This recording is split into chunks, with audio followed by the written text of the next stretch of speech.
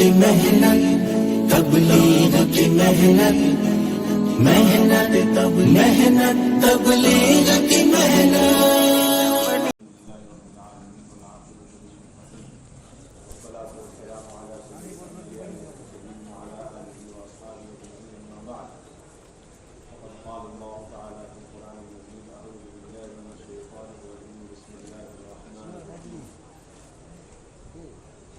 والمؤمنون والمؤمنات بعضهم أولياء بعض يأمرون بالمعروف وينهون عن المنكر ويقيمون الصلاة ويؤتون الزكاة ويطيعون الله ورسوله أولئك سيرحمهم الله إن الله عزيز حكيم. وقال النبي صلى الله عليه وسلم: الدين والنصيحة إلا لمن قال لله ولكتابه ولرسوله ولأئمة المسلمين وعامتهم. رواہ مسلم او کما قال صلی اللہ علیہ وسلم۔ میرے انتہائی قابل احترام بزرگوں، دوستوں، عزیز ساتھیوں، کام کرنے والوں کی سب سے اہم اور بنیادی ذمہ داری ہے کہ وہ اس کام کے اندر مزاج نبوت اور دعوت کی سنتوں کو سامنے رکھ کر کام کریں تاکہ یہ محنت ہدایت کا ذریعہ بنے، اور ہم مزاج نبوت پر آ نہیں سکتے اور دعوت کی سنتیں اس وقت تک مکمل نہیں ہوں گی جب تک اس کام کے اندر خواتین کے طبقے کو فکروں کے اعتبار سے، جانی مالی قربانیوں کے اعتبار سے اپنے ساتھ برابر شریک نہ کریں، اور جب تک ان خواتین کو دعوت کے کام میں اس سطح پر ہم نہ لائیں اور وہ درجہ اس کام میں نہ دیں جو درجہ اللہ نے دینے کو کہا، اور جس درجے پر حضور اکرم صلی اللہ علیہ وسلم اس امت کی خواتین کو چھوڑ کر گئے، اس وقت تک ہم دعوت کی سنت میں حضور صلی اللہ علیہ وسلم کی مکمل اتباع کرنے والے شمار نہیں ہو سکتے، اور یہ دین اپنی حقیقت کے ساتھ وجود میں نہیں آ سکتا۔ لوگ یہ کہتے تو ہیں کہ مردوں کا کام اہم، مردوں کا کام ضروری ہے اور اہم ہے، اور مستورات کا کام اس سے زیادہ اہم اور ضروری ہے۔ میرے بھائیوں، دوستوں، بزرگوں، یہ ہمارے زبان کے الفاظ اور بول ہیں، لیکن یہ ایسے بول ہیں کہ اس کی حقیقت ہمارے دل کے اندر اور ہمارے زندگیوں کے اندر نہیں۔ ہمارا عمل ہمارے قول کے خلاف۔ آپ صلی اللہ علیہ وسلم کے زمانے میں خواتین کو اس کام کے اندر کیا درجہ دیا گیا، اور وہ اتنا اہتمام خواتین کا اس کام کے اندر اتنا اہتمام کیوں تھا؟ اس لیے کہ اللہ رب العزت کی طرف سے امر بالمعروف نہی عن المنکر کی یہ ذمہ داری خواتین کے ذمے اس طرح ڈالی گئی ہے جس طریقے سے مردوں پر ڈالی گئی ہے۔ اللہ رب العزت نے بہت صراحت اور بڑی وضاحت کے ساتھ واضح الفاظ اور دو ٹوک الفاظ میں قرآن مجید میں آیات نازل فرما کر مومنات کی ذمہ داری بیان فرمائی کہ ان کی ایمان کے بعد اہم اور بنیادی ذمہ داری ہے بھلائی کا حکم کرنا، برائی سے روکنا۔ کوئی ایمان والی اپنی ایمان میں کمال درجے تک پہنچ نہیں سکتی جب تک دعوت اور امر بالمعروف نہی عن المنکر اس کی زندگی میں نہ ہو، اس لیے کہ منافق مرد اور منافق عورت ہی ایسے ہو سکتے ہیں جو بھلائی کا حکم نہ کریں اور برائی سے نہ روکیں، اس لیے کہ ان کے خمیر میں ہے کہ وہ بھلائی سے روکتے ہیں، برائی کا حکم کرتے ہیں۔ اور مومن مرد اور مومن عورتوں کی اہم اور بنیادی صفت یہ ہے کہ بھلائی کا حکم کرتے ہیں، برائی سے روکتے ہیں۔ اس لیے امام غزالی رحمۃ اللہ علیہ نے فرمایا کہ جو امر بالمعروف نہی عن المنکر کو چھوڑ دے گا وہ مومنین کاملین کی جماعت سے خارج ہو جائے گا۔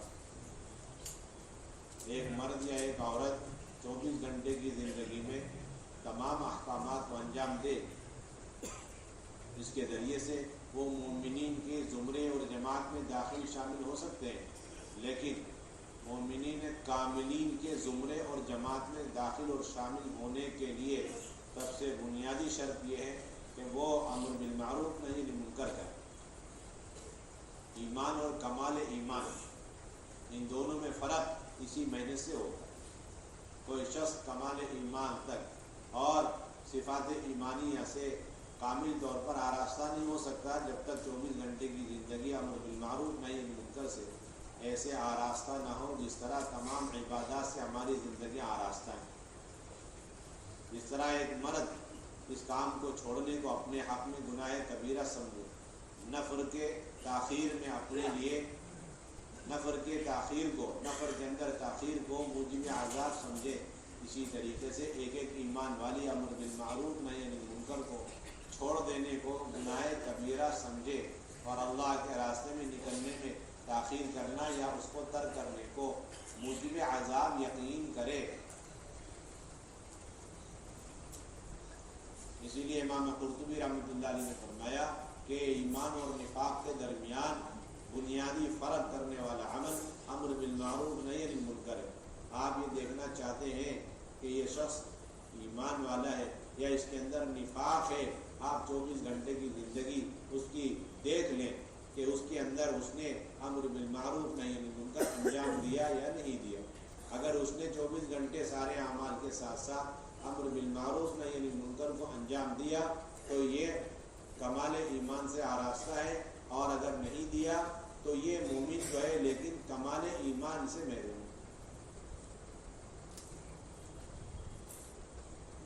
جس طرح ایک ایمان والے کے ایمان کے کمال اور تکمیل کے لیے یہ عمل اور دعوت شرط ہے، اتنے ہی درجے میں ایک ایمان والی کے لیے بھی اپنے کمال ایمان میں دعوت امر بالمعروف نہی عن المنکر شرط۔ من رآ منکم منکرا کے اندر محدثین شارحین نے وضاحت صراحت کے ساتھ لکھا ہے کہ جس طرح یہ ذمہ داری مردوں پر ہے اسی طرح خواتین پر ہے، دونوں طبقے پر اللہ نے یہ ذمہ داری ڈالی ہے۔ اسی لیے حضور اکرم صلی اللہ علیہ وسلم نے اپنے زمانے میں خواتین اور ان کی صلاحیت اور ان کی جانی مالی استعداد و صلاحیتوں کو مردوں کی طرح دین کے کاموں میں استعمال فرمایا، انہیں دعوت کے کسی عمل میں پیچھے نہیں رکھا اور انہیں مؤخر نہیں رکھا۔ اللہ رب العزت نے ان خواتین کی تعلیم اور ان خواتین کی تربیت کے لیے جو اعمال قرآن مجید میں نازل فرمائے ہیں قیامت تک کے لیے، جنہیں اعمال ہدایت، اعمال تربیت، اعمال نبوت بلکہ اعمال تطہیر سے تعبیر کیا جاتا ہے۔ یہ مکمل ایک ایمان والے اور ایک ایمان والی کو پاک کرنے والے اعمال ہیں، اس کے اندر سے جتنی گناہوں کی گندگی آلودگی ہے اسے دور کرنے والے اعمال ہیں۔ ان میں اہم اور بنیادی عمل گھروں کے اندر قرآن اور حدیث کے حلقوں کا اہتمام ہے۔ اللہ رب العزت نے ازواج مطہرات کو حکم دیا کہ تم اپنے گھروں کے اندر ان آیات اور حکمت کی باتوں کے تذکرے چرچے ہر وقت رکھا کرو، اس کے ذریعے سے اے اہل بیت ہم تمہارے اندر سے گناہوں کے اثرات کو، آلودگی کو، گندگی کو دور کر کے تمہیں مکمل پاک کرنا چاہتے ہیں۔ اس لیے مفتی شفیع صاحب رحمۃ اللہ علیہ نے فرمایا کہ یہ آیت قیامت تک کے لیے، اس آیت کے اندر جو قرآن حدیث کے حلقے کا حکم ہے یہ ازواج مطہرات کے ساتھ خاص نہیں ہے اور دور نبوت کے ساتھ خاص نہیں ہے، بلکہ قیامت تک کے لیے تمام عورتوں اور تمام زمانوں کے لیے ہے۔ اس کا صاف مطلب یہ ہر دور میں، ہر زمانے میں، ہر ایمان والی، ہر دور میں، ہر زمانے میں ہر ایمان والی اور ایمان والا اپنے گھر کے سطح پر اللہ کا امر یقین کر کے قرآن کے اور حدیث کے حلقے لگانے کا اللہ کی طرف سے مامور اور مکلف ہے، ایسے جس طرح نماز پڑھنے کا مامور اور مکلف ہے۔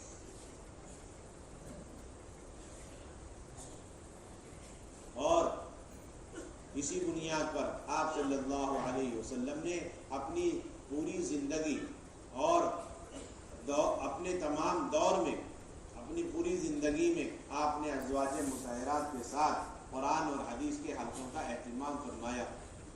آپ صلی اللہ علیہ وسلم وحی کے مل جانے کے بعد اور نبوت آپ کو مل گئی، اس کے بعد آپ نے اعمال نبوت میں سے سب سے پہلا عمل جو انجام دیا وہ حضرت خدیجہ کو لے کر قرآن اور حدیث کا حلقہ ہے۔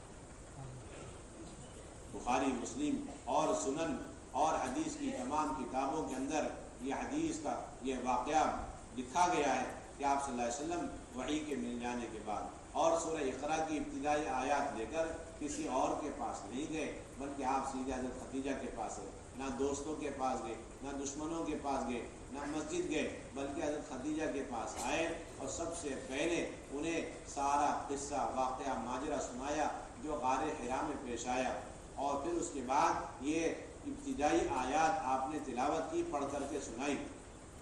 اسی کو قرآن کا حلقہ کہا جاتا ہے، اسی کو حدیث کا حلقہ کہا جاتا ہے۔ یہ سب سن کر حضرت خدیجہ رضی اللہ تعالی عنہا نے حضور اکرم صلی اللہ علیہ وسلم کو تسلی اور دلاسے دیتے ہوئے عرض کیا تھا، اللہ رب العزت آپ کو مایوس اور رسوا اور بے یار و مددگار نہیں چھوڑیں گے، اس لیے کہ آپ صلہ رحمی کرتے ہیں اور لوگوں کی آپ مدد کرتے ہیں اور مصیبت زدہ لوگوں کی آپ نصرت کرتے ہیں اور آپ پریشان لوگوں کی پریشانیوں کو دور کرتے ہیں۔ یہ حضرت خدیجہ رضی اللہ تعالی عنہا کا حضور صلی اللہ علیہ وسلم کے سامنے ان صفات کا گنانا، یہی 6 نمبر کا مذاکرہ ہے۔ اگر ہم ان صفات کو آج بیٹھ کر حلقوں میں بیان کریں تو ہم کہتے ہیں یہ 6 نمبر کا مذاکرہ ہوگا، کرام مسلم کا تذکرہ چل رہا ہے۔ تو جب حضرت خدیجہ رضی اللہ تعالی عنہ نے آپ کے شمائل گنائے، آپ کے صفات گنائے، اوصاف حمیدہ گنائے، تو کیا یہ 6 صفات کا مذاکرہ نہیں؟ اتنا قدیم، اتنا پرانا عمل کہ جس کا انکار کر دینا یہ تو سراسر تاریخ اور حقیقت اور حدیث کا انکار۔ تمام احادیث کی کتابوں میں محدثین نے بڑے اہتمام کے ساتھ اس قصے کو نقل کیا۔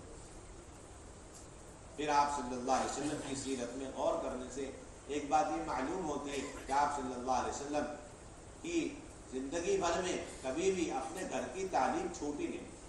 دوسری بنیادی بات، شروعات گھر کی تعلیم سے ہوئی، پھر زندگی بھر کا کیا معمول رہا، جب بھی آپ سفر کے علاوہ حضر میں گھر پہ رہے اور آپ کی اپنی بیویوں کے درمیان کسی کی یہاں باری رہی، تو ایسا ہمیں کہیں نہیں ملتا کہ کسی بیوی کی آپ کی باری رہی اور آپ نے وقت مقرر کر کے دن میں رات میں ان کے ساتھ حدیث کے حلقے نہ لیے ہوں، بس گھر گئے اور آرام کر کے واپس آ گئے، ایسی کسی روایت میں نہیں۔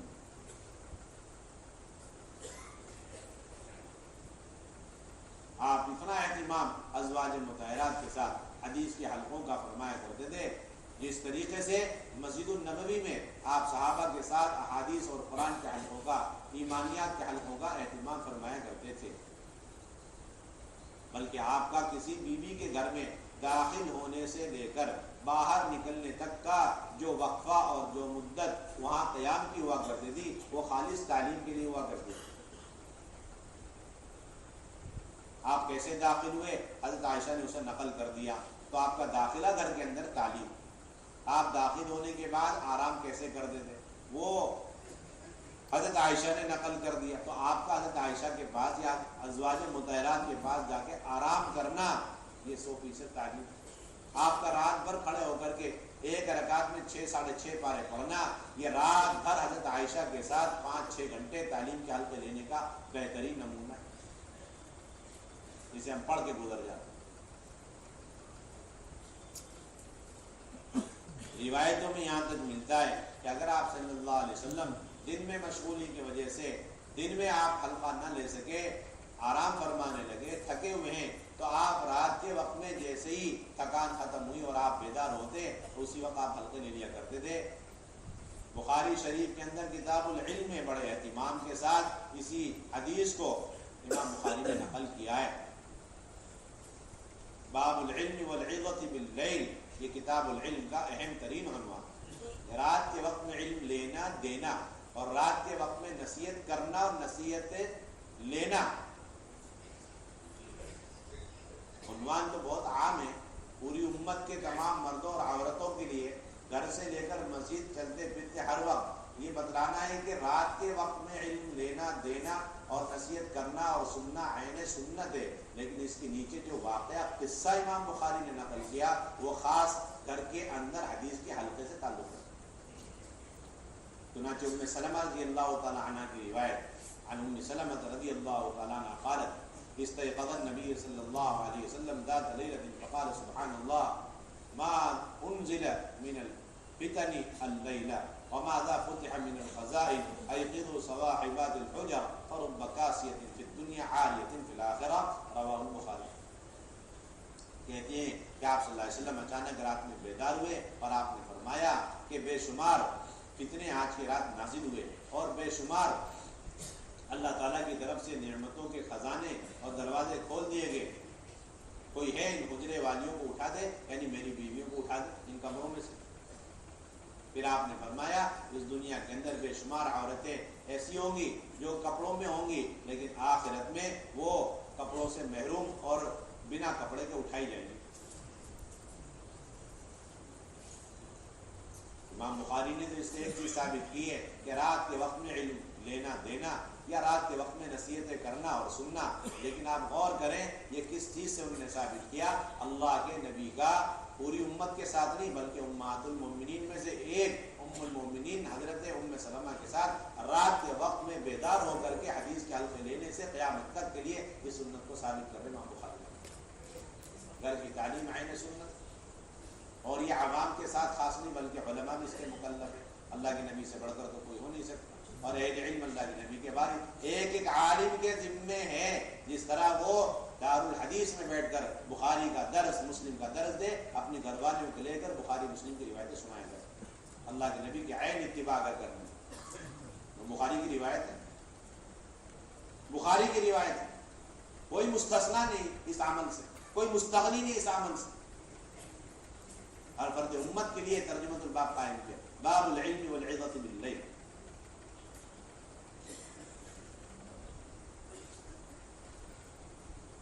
اور بارہ ایسا ہوا، یہ بھی سنت ہے کہ اگر گھر میں بے شمار افراد ہو تو سب کو اکٹھا کر کے تعلیم کا حلقہ لے لو، یہ بھی سنت ہے۔ گھر کے تمام افراد کو جمع کرو، اب کیونکہ گھر کے ہر فرد کو جس طرح ہم کھانے پر اور گھر کے ہر فرد کو ہم خوشی غمی پر جمع کرتے ہیں، اس طرح اللہ رسول کے کلام کو سننے سنانے کے لیے جس پر اللہ نے تطہیر کا وعدہ فرمایا ہے، اس کے لیے سارے گھر والوں کو اکٹھا کریں۔ مسلم شریف کی روایت ہے، حضرت عائشہ رضی اللہ تعالیٰ عنہ فرماتی ہیں کہ قال النبی صلی اللہ علیہ وسلم اسرعکن بی لحاقت اطولکن یدن، قالت فکن یتطاول ایتهن اطول یدن، قالت فكانت اطولنا يدا زینب رضی اللہ تعالی عنہ لانها كانت تعمل بيدها وتصدق، رواه مسلم۔ آپ نے تمام بیویوں سے مخاطب ہو کر ارشاد فرمایا کہ میرے مرنے کے بعد تم تمام بیویوں میں سے سب سے جلد مجھ سے ملنے والی وہ ہوگی جس کا ہاتھ لمبا ہوگا۔ یہ سنتے ساری بیویاں اپنے ہاتھوں کو ناپنے لگی، پیمائش کرنے لگی۔ بعد میں معلوم ہوا لمبی ہاتھ سے مراد زیادہ صدقات خیرات کرنے والی اور وہ حضرت زینب رضی اللہ تعالی عنہا تھی، اس لیے کہ وہ اپنے ہاتھ سے کچھ کام دھام کرتی تھی اور اس سے ملنے والی آمدنی کو صدقات خیرات کیا کرتی تھی، جس کی وجہ سے ان کو ام المساکین کہا جاتا ہے۔ روایت پوری ہو گئی۔ غور کرنے والوں کے لیے اس میں قیامت تک کے لیے یہ سبق ملے گا، اللہ کے نبی مسجد کے مشاغل کے باوجود اپنے گھر آتے اور کس طرح تمام بیویوں کو لے کر اجتماعی طور پر حلقے لگایا کرتے ہیں۔ عین سنت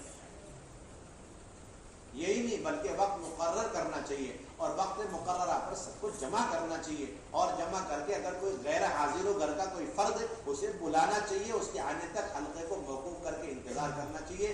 یہ ساری باتیں مسلم شریف کی روایت سے ثابت ہیں۔ حضرت عائشہ رضی اللہ تعالیٰ عنہ فرماتی ہے حدیث کے حلقے کا وقت ہوا، آپ صلی اللہ علیہ وسلم تشریف لے آئے، تمام بیویاں بیٹھ گئی، دیکھا آپ نے کہ حضرت فاطمہ غیر حاضر، آپ نے فرمایا فاطمہ کو بلاؤ۔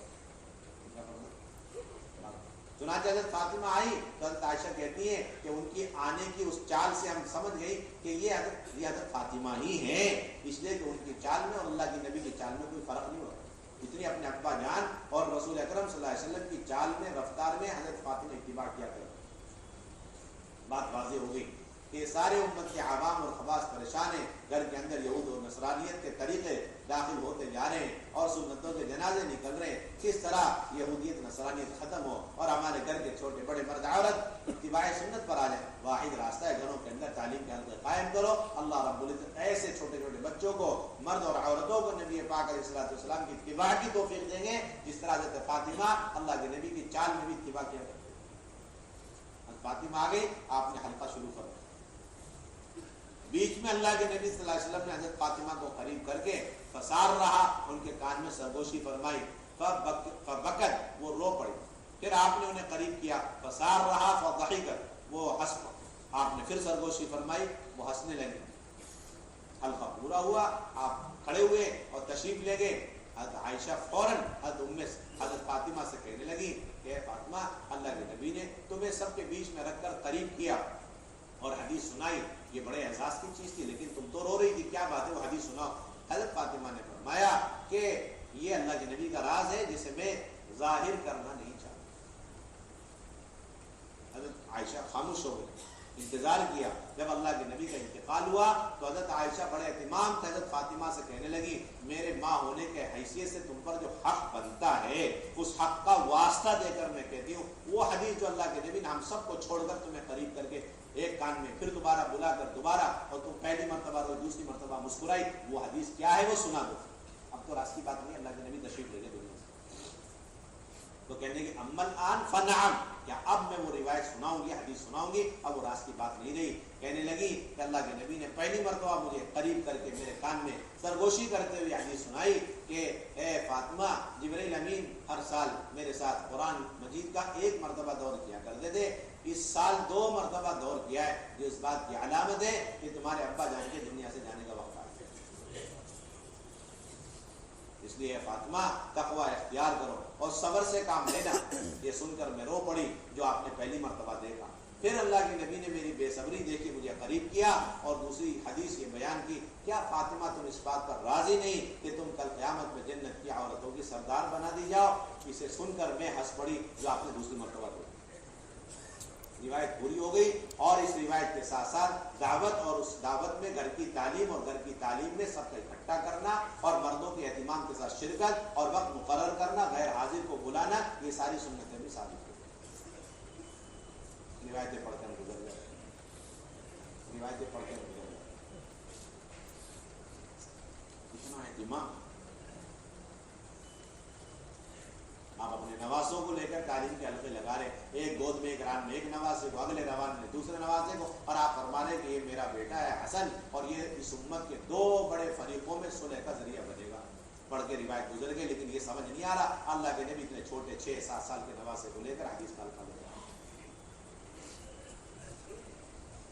اتنا اہتمام۔ آپ کا تو حال یہ تھا کہ اگر ازواج مطہرات کسی عذر سے چھٹی لے کر اپنے میکے چلی گئی، میکے چلی گئی، اللہ کے نبی وہیں پہنچ گئے، میکے میں میکے والوں کو، چاہے ساس ہو، چاہے سسر ہو، چاہے بیوی ہو، سب کو اکٹھا کیا، وہیں پر قرآن حدیث کا حلقہ لے گیا۔ اتنا اہتمام۔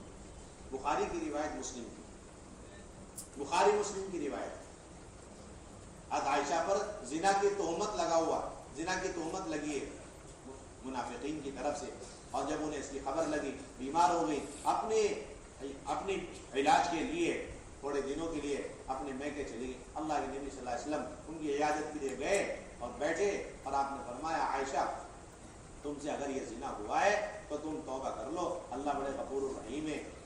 کہتی ہے کہ میں اپنی اماں کو دیکھوں وہ بھی رو رہی، اپنے ابا کو دیکھوں وہ بھی رو رہی، کیا دل پر گزر رہی ہے، آپ اندازہ لگا اس تہمت کی وجہ سے کیا دل پہ گزر رہی ہے۔ اور ایک ہی سہارا اللہ کے نبی، اور اللہ کے نبی بھی مجھے توبہ کی ترغیب دے، اب میرا اللہ کے علاوہ کوئی سہارا نہیں۔ میں وہی بیٹھی، مجلس لگی ہوئی ہے، میں نے دل میں سوچا کہ اگر میں اللہ کے نبی کی بات مان کے توبہ کروں تب بھی میرا اللہ جانتا ہے کہ عائشہ اس زنا کے کام سے بری ہے، اور اگر میں توبہ نہ کروں تب بھی میرا اللہ جانتا ہے کہ میں اس گناہ سے بری ہوں۔ پھر کہنے لگی دل کے اندر بیٹھی بیٹھی کہ مجھے اس بات کا یقین کامل تھا کہ اللہ رب العزت مجھے اس زنا کی تہمت سے یقیناً بری فرمائیں گے، اس کا تو پورا یقین کامل ہے۔ بس یہ بات عرض کرنی تھی کہ ان قرآن حدیث کے حلقوں کے مقصد صرف اور صرف اتنا ہی نہیں ہے کہ الفاظ صحیح ہو جائیں، صورت یاد ہو جائے، نماز درست ہو جائے، بلکہ ان قرآن حدیث کے حلقوں کے ذریعے سے ان خواتین کا یقین کامل مادی نقشوں سے نکال کر ہٹا کر اللہ کے ذات عالی پر لائیں کہ میرے اوپر جو مسئلہ پیش آئے اس کا حل اللہ نکالیں گے، اور اس مسئلے سے اللہ مجھے نکالیں گے۔ اس بات کا یقین جب تک پیدا نہ ہو ہماری تعلیم ناقص ہے۔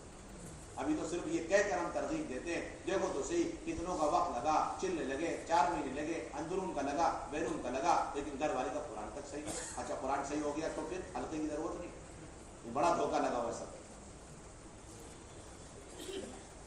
قرآن کا حلقہ لگے گا اس گھر میں بھی جنہیں پڑھنا نہیں آتا، اس گھر میں بھی جنہیں اچھی طرح پڑھنا آتا ہے، اس گھر میں بھی جنہیں اچھی طریقے سے اس کے معنی سمجھ میں آتے ہیں، اور اس گھر میں بھی جو اس پر عمل کر رہے ہیں، اور اس گھر میں بھی جو اس کی تبلیغ اور نشر اشاعت کر رہے ہیں۔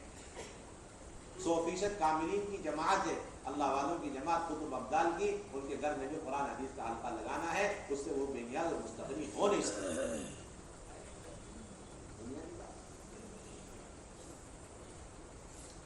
یہ تو اور الفاظ صحیح کرنا بھی اس حلقے کا مقصد، مقاصد میں سے ایک مقصد ہے، من جملہ مقاصد میں سے، لیکن یہی 100% مقصد نہیں، ورنہ امت کا بہت بڑا طبقہ قرآن حدیث کے حلقوں سے محروم ہے۔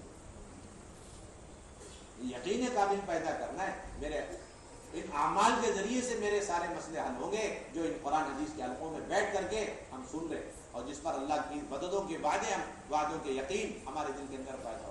حضرت عائشہ فرمانی کہ مجھے اس بات کا یقین کامل تھا، اللہ رب العزت اس زنا کی تہمت سے مجھے بری فرمائیں گے، لیکن مجھے اس کا یقین نہیں تھا کہ اللہ تعالیٰ مجھ جیسی معمولی خاتون کو اس زنا کی تہمت سے بری کرنے کے لیے 7 آسمان سے آیتیں اتار دیں گے جس کی تلاوت قیامت تک ہوتی رہی، اس کا یقین نہیں۔ اس درجے کی میں اپنے آپ کو نہیں سمجھتا۔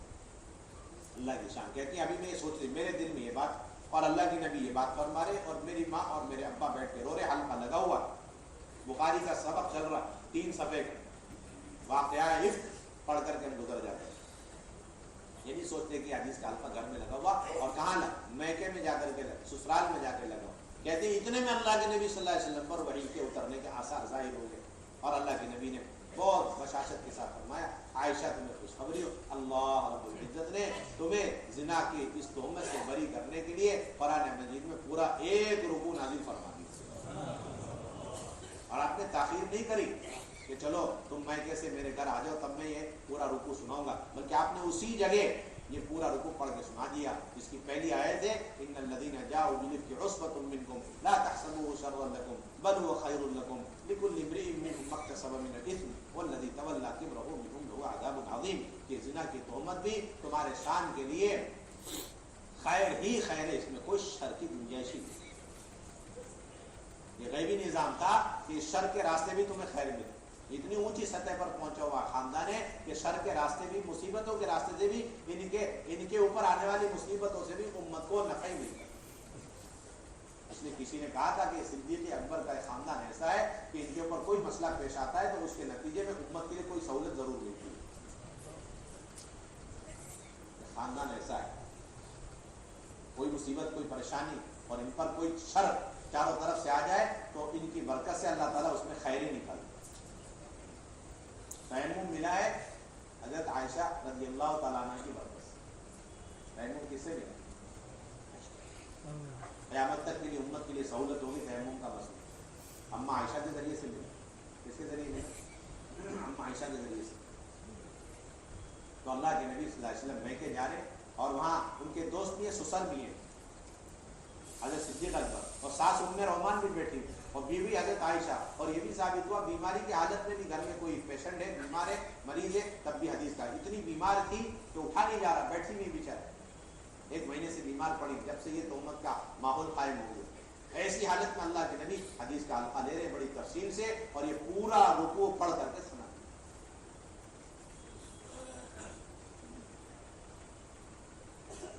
واقعات کے واقعات حدیث کی کتابوں میں بھرے ہوئے ہیں کہ کس طرح اللہ کے نبی صلی اللہ علیہ وسلم 24 گھنٹے کی زندگی میں حضرات صحابہ کے ساتھ مسجد میں قرآن حدیث کے حلقے، اسی طرح ازواج مطہرات کے ساتھ آپ قرآن حدیث کے حلقے دیا کرتے تھے۔ سیاہ ستہ کی کتابوں کے اندر روایتیں بھری ہوئی، آپ کا تو یہاں تک معمول ملتا ہے کہ آپ نے سکرات کے عالم میں بھی، سکرات کے عالم میں بھی آپ نے حدیث کے حلقے نہیں، روایتوں میں موجود ہے کہ آپ صلی اللہ علیہ وسلم نے ساری بیویوں سے اجازت لے کر کے حضرت عائشہ کے پاس جا کے رہنا پسند کیا۔ بار بار پوچھتے عائشہ کی باری کب آ رہی، عائشہ کی باری کب آ رہی، عائشہ کی باری کب آ رہی، تو ساری بیویاں سمجھ گئی اللہ کے نبی وہاں جانا چاہتا، سب نے اجازت دی۔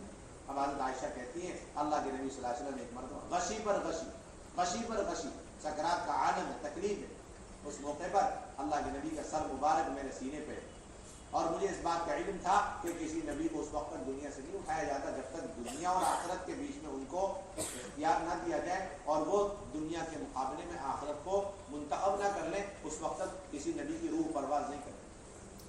کہتی اتنے میں اللہ کے نبی صلی اللہ علیہ وسلم کی مبارک ہونٹ ہلے اور میں نے غور سے سنا اللہ کے نبی دعا پڑھ رہے ہیں اللہم ارحمنی اللہم اغفر لی اللہم ارحمنی اللہم الرفیق الاعلی. اللہ رحم فرما، مغفرت کے فیصلے فرما اور رفیق اعلیٰ سے مجھے ملا دے. جیسے یہ کلمات اللہ کے نبی کے زبان مبارک سے نکلے میں یقین کر گئی کہ اللہ کے نبی کو ابھی ابھی اختیار ملا دنیا میں رہنے کا یا آخرت میں جانے کا، اور اللہ کے نبی نے ثابت کر دیا کہ میں نے دنیا کے مقابلے میں آخرت کو چن لیا. اب اللہ کے نبی یقیناً ہمیں چھوڑ کر دنیا سے جانے. روایت پوری ہو گئی. روایت سے لوگوں نے مسئلے بے شمار ثابت کیے، لیکن ایک قاعدہ کلیہ اور ایک خصوصی مسئلہ یہ ثابت ہوا کہ سکرات کے عالم میں اللہ کے نبی حضرت عائشہ کے ساتھ حدیث کا حلقہ لیتے لیتے دنیا سے گئے. اگر حضرت عائشہ نہ ہوتی اور آپ کا مبارک سر ان کے سینے پر نہ ہوتا تو پھر یہ نہ معلوم ہوتا کہ اللہ کے نبی نے موت کے وقت میں کیا عمل کیا، اپنے زبان مبارک سے کیا دعائیں مانگی، کچھ نہیں پتا. سکرات کے عالم میں حدیث اور یہی سارا سلسلہ تمام صحابہ رضی اللہ عنہم اجمعین کا. اللہ کے نبی صلی اللہ علیہ وسلم سے کوئی حدیث یا کوئی آیت سنا کرتے بڑے اہتمام سے کرا کر اپنے بیوی بچے غلام باندی اور نوکر چاکر اپنے اور غیر تک وہ آیتیں پہنچا دیا کرتے. اس پر عمل کرنا، اس کو سیکھنا اور اس پر یقین لانا اور اسے دوسروں تک پہنچانا، یہ سارے کام اس وقت کر دیا کرتے. واقعات کے واقعات حیات الصحابہ میں بھی ہے اور سیاہ ستہ اور حدیث کی کتابوں کے اندر بھی.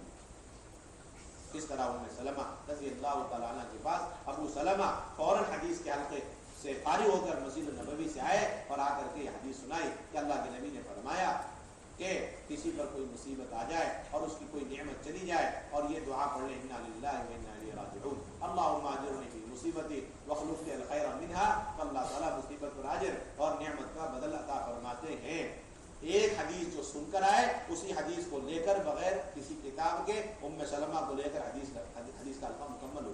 ام سلمہ نے وہ حدیث یاد کر لی اور تھوڑے دنوں میں ابو سلمہ کا انتقال. ام سلمہ نے دعا پڑھی اللہ انا للہ پڑھ کر گئے اور عدت میں بیٹھ گئے اللہ. اور یہ کہتی ہیں کہ بشری تقاضے کی وجہ سے مجھے یقین نہیں آ رہا تھا کہ یہ اس دعا میں تو کوئی شک و شبہ نہیں، لیکن مجھے یقین نہیں آ رہا تھا ابو سلمہ سے بہتر افضل کوئی مجاہد دین کا داعی مجھے شوہر کی شکل میں کون مل سکتا. کہتی ہیں اللہ کی شان ابھی میری عدت پوری ہی ہوئی تھی میرے گھر حضور اکرم صلی اللہ علیہ وسلم بذات خود تشریف لائے اور مجھ سے نکاح کرنے کا ارادہ ظاہر کرنا. ادھر حضرت عائشہ ہیں اتنے گہرے اور اتنے بڑے مسئلے میں اس یقین کے ساتھ بیٹھی ہوئی کہ اللہ مسئلہ حل کریں گے. ادھر ام سلمہ یہ بھی ام المومنین ہے، اتنا بڑا حادثہ زندگی میں پیش آیا بے وگی کا، لیکن انہوں نے دعا یقین کے ساتھ پڑھی اور اللہ تعالیٰ نے ان کے شوہر کے بدل میں حضور اکرم صلی اللہ علیہ وسلم کو ان کے نکاح میں دے دیا. ہمارا کوئی پروگرام نہیں ہے امت کی ماں بہنوں کو اور گھر گھر کے اندر کے ماحول کو مدینہ طیبہ کے گھروں کے اعمال والے ماحول پر لانا، اس کے علاوہ ہمارا کوئی پروگرام نہیں. ہر فرد امت کی ذمہ داری گھر کی تعلیم کی پابندی کرے اور اس کے ذریعے سے بے دینی کا جو سیلاب آ رہا ہے اسے روکے، اسے بند کرے. اس کے علاوہ کوئی راستہ نہیں. بے دینی، ارتداد، بے حیائی اور دہریت، زندیقیت، الحاد، یہ جتنے بھی رسم رواج یہودیت نصرانیت کے طور طریقے، اس کا سیلاب، اس کے روکنے کا واحد راستہ گھروں کے اندر تعلیم کا اہتمام اور مرد حضرات اپنی ذات سے پابندی سے گھر کی تعلیم میں شرکت کریں.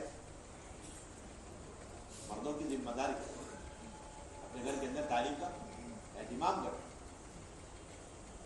اس لیے امام بخاری رحمۃ اللہ علیہ نے تعلیم عمومی، تعلیم خصوصی دونوں تعلیم کو کتاب العلم میں ثابت کیا. تعلیم خصوصی ہے اپنے گھر کے اندر بیویوں کو لے کے بچوں کو لے کے تعلیم کرنا، اس کو تعلیم خصوصی نے تعبیر کی امام بخاری. اور اجتماعی طور پر خواتین کو جمع کرنا اور ان سے دین کی باتیں کرنا، احکامات کی تعلیم دینا، یہ عین سنت ہے، اس کو تعلیم عمومی قرار دیا. تمام شارحین نے اس بات کو لکھا. علامہ عینی نے لکھا اور ابن حجر نے لکھا کہ امت کی ماں و بہنوں کی تعلیم کے دو راستے، تعلیم خصوصی اور تعلیم عمومی. تعلیم خصوصی ہر مرد اپنے گھر میں تمام گھر والوں کو جمع کرے اور نبی کی سنت سمجھ کے قرآن حدیث کے حلقے لگائے، جنت دوزخ کے تذکرے کرے. اور تعلیم عمومی کہ کوئی دن مقرر کرے، تمام خواتین کو اکٹھا کرے اور اس کے بعد ان کے سامنے احکامات بیان کرے اور ان کو آخرت کی فکر دے. یہ دو بنیادی تعلیم. اس لیے گھروں کے تعلیم کے اعمال ہے. قرآن کا حلقہ لینا ہے، حدیث کا حلقہ ایک دن منتخب سے، ایک دن فضائل اعمال مع فضائل صدقہ.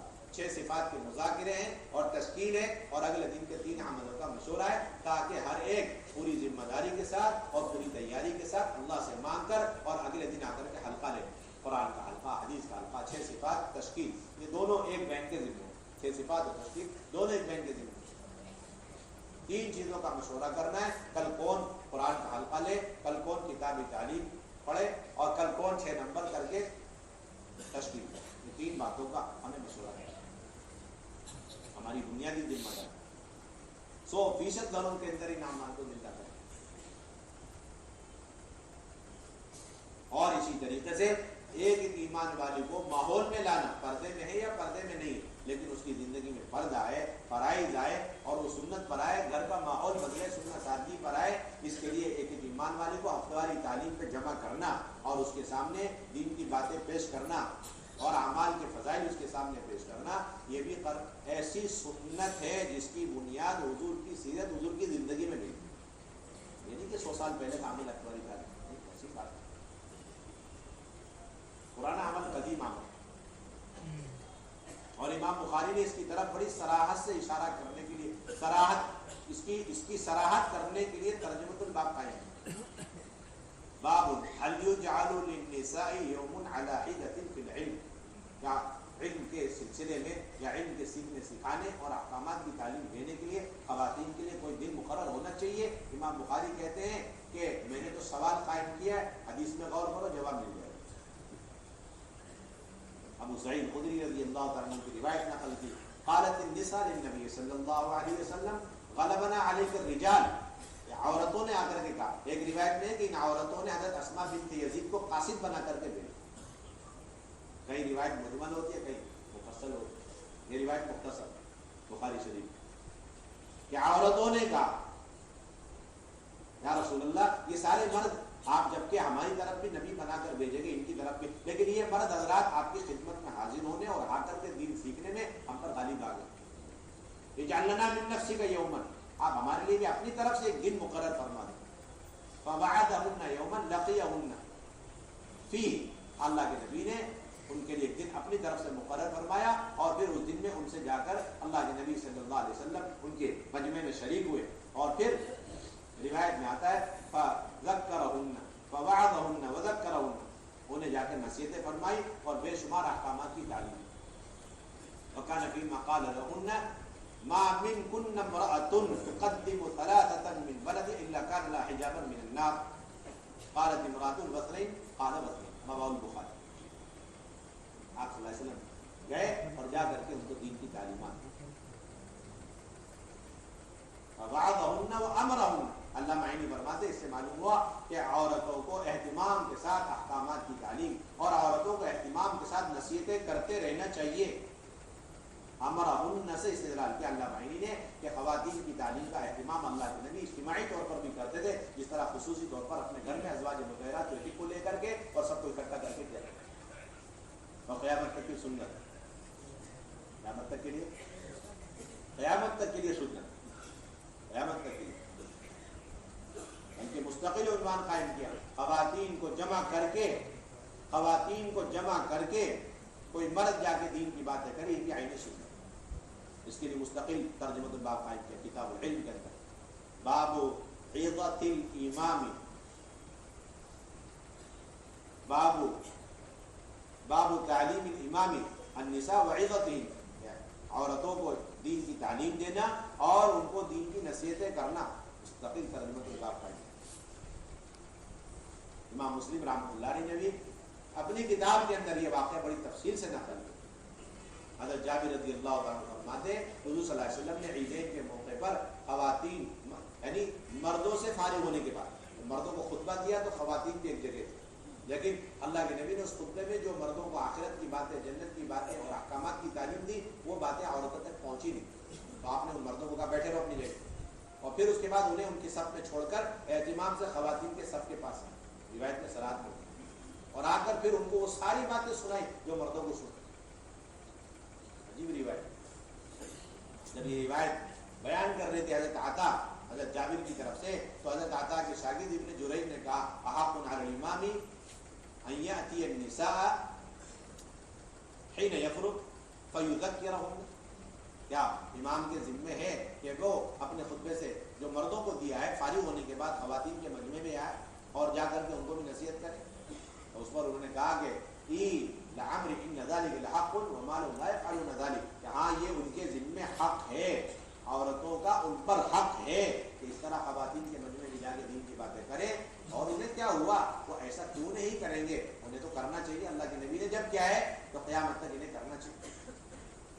اب علامہ نووی نے نیچے آ کر کہا ہے والذی قالہ عطاء هو الصواب والسنة الآن وفي كل الأزمان بهذه الشروط المذکورہ فأي دافع يدفعنا عن هذه السنة الصحیحة۔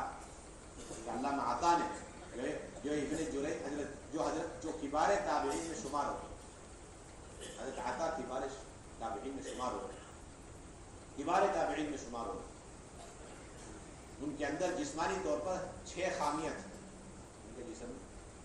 ایک تو حبشی تھے، دوسرا اسود تھے، تیسرے آمش تھے، ان کی ایک آنکھ، اور چوتھے آرج لنگڑے بھی تھے، اور پانچویں اشل تھے، ان کا ایک ہاتھ فالج پڑا ہوا تھا، اور آخری عمر میں اندھے بھی ہو گئے تھے، یعنی ظاہری شکل صورت کچھ نہیں تھی، لیکن اس وقت کے سب سے بڑے عالم حضرت عطا تھے۔ وہ کہتے ہیں اپنے شاگرد ابن جریج سے، یہ تو قیامت تک کی سنت ہے، ہر دور میں ہر زمانے میں عورتوں کو اس طرح اکٹھا کرنا اور ان سے جا کے دین کی باتیں کرنا، اور کوئی طاقت نہیں ہے، کوئی دلیل نہیں ہے جو اس امت کو اس سنت سے ہمیں اس سنت سے ہٹا دے، کوئی دلیل نہیں، کوئی طاقت نہیں بولتی۔ فأي دافع يدفعنا عن هذه السنة الصحيحة،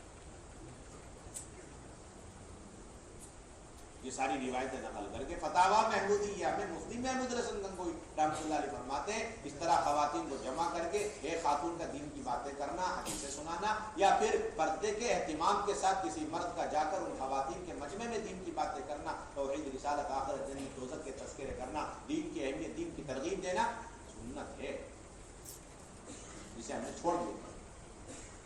یہ اصل اساس ہفتے والی تعلیم،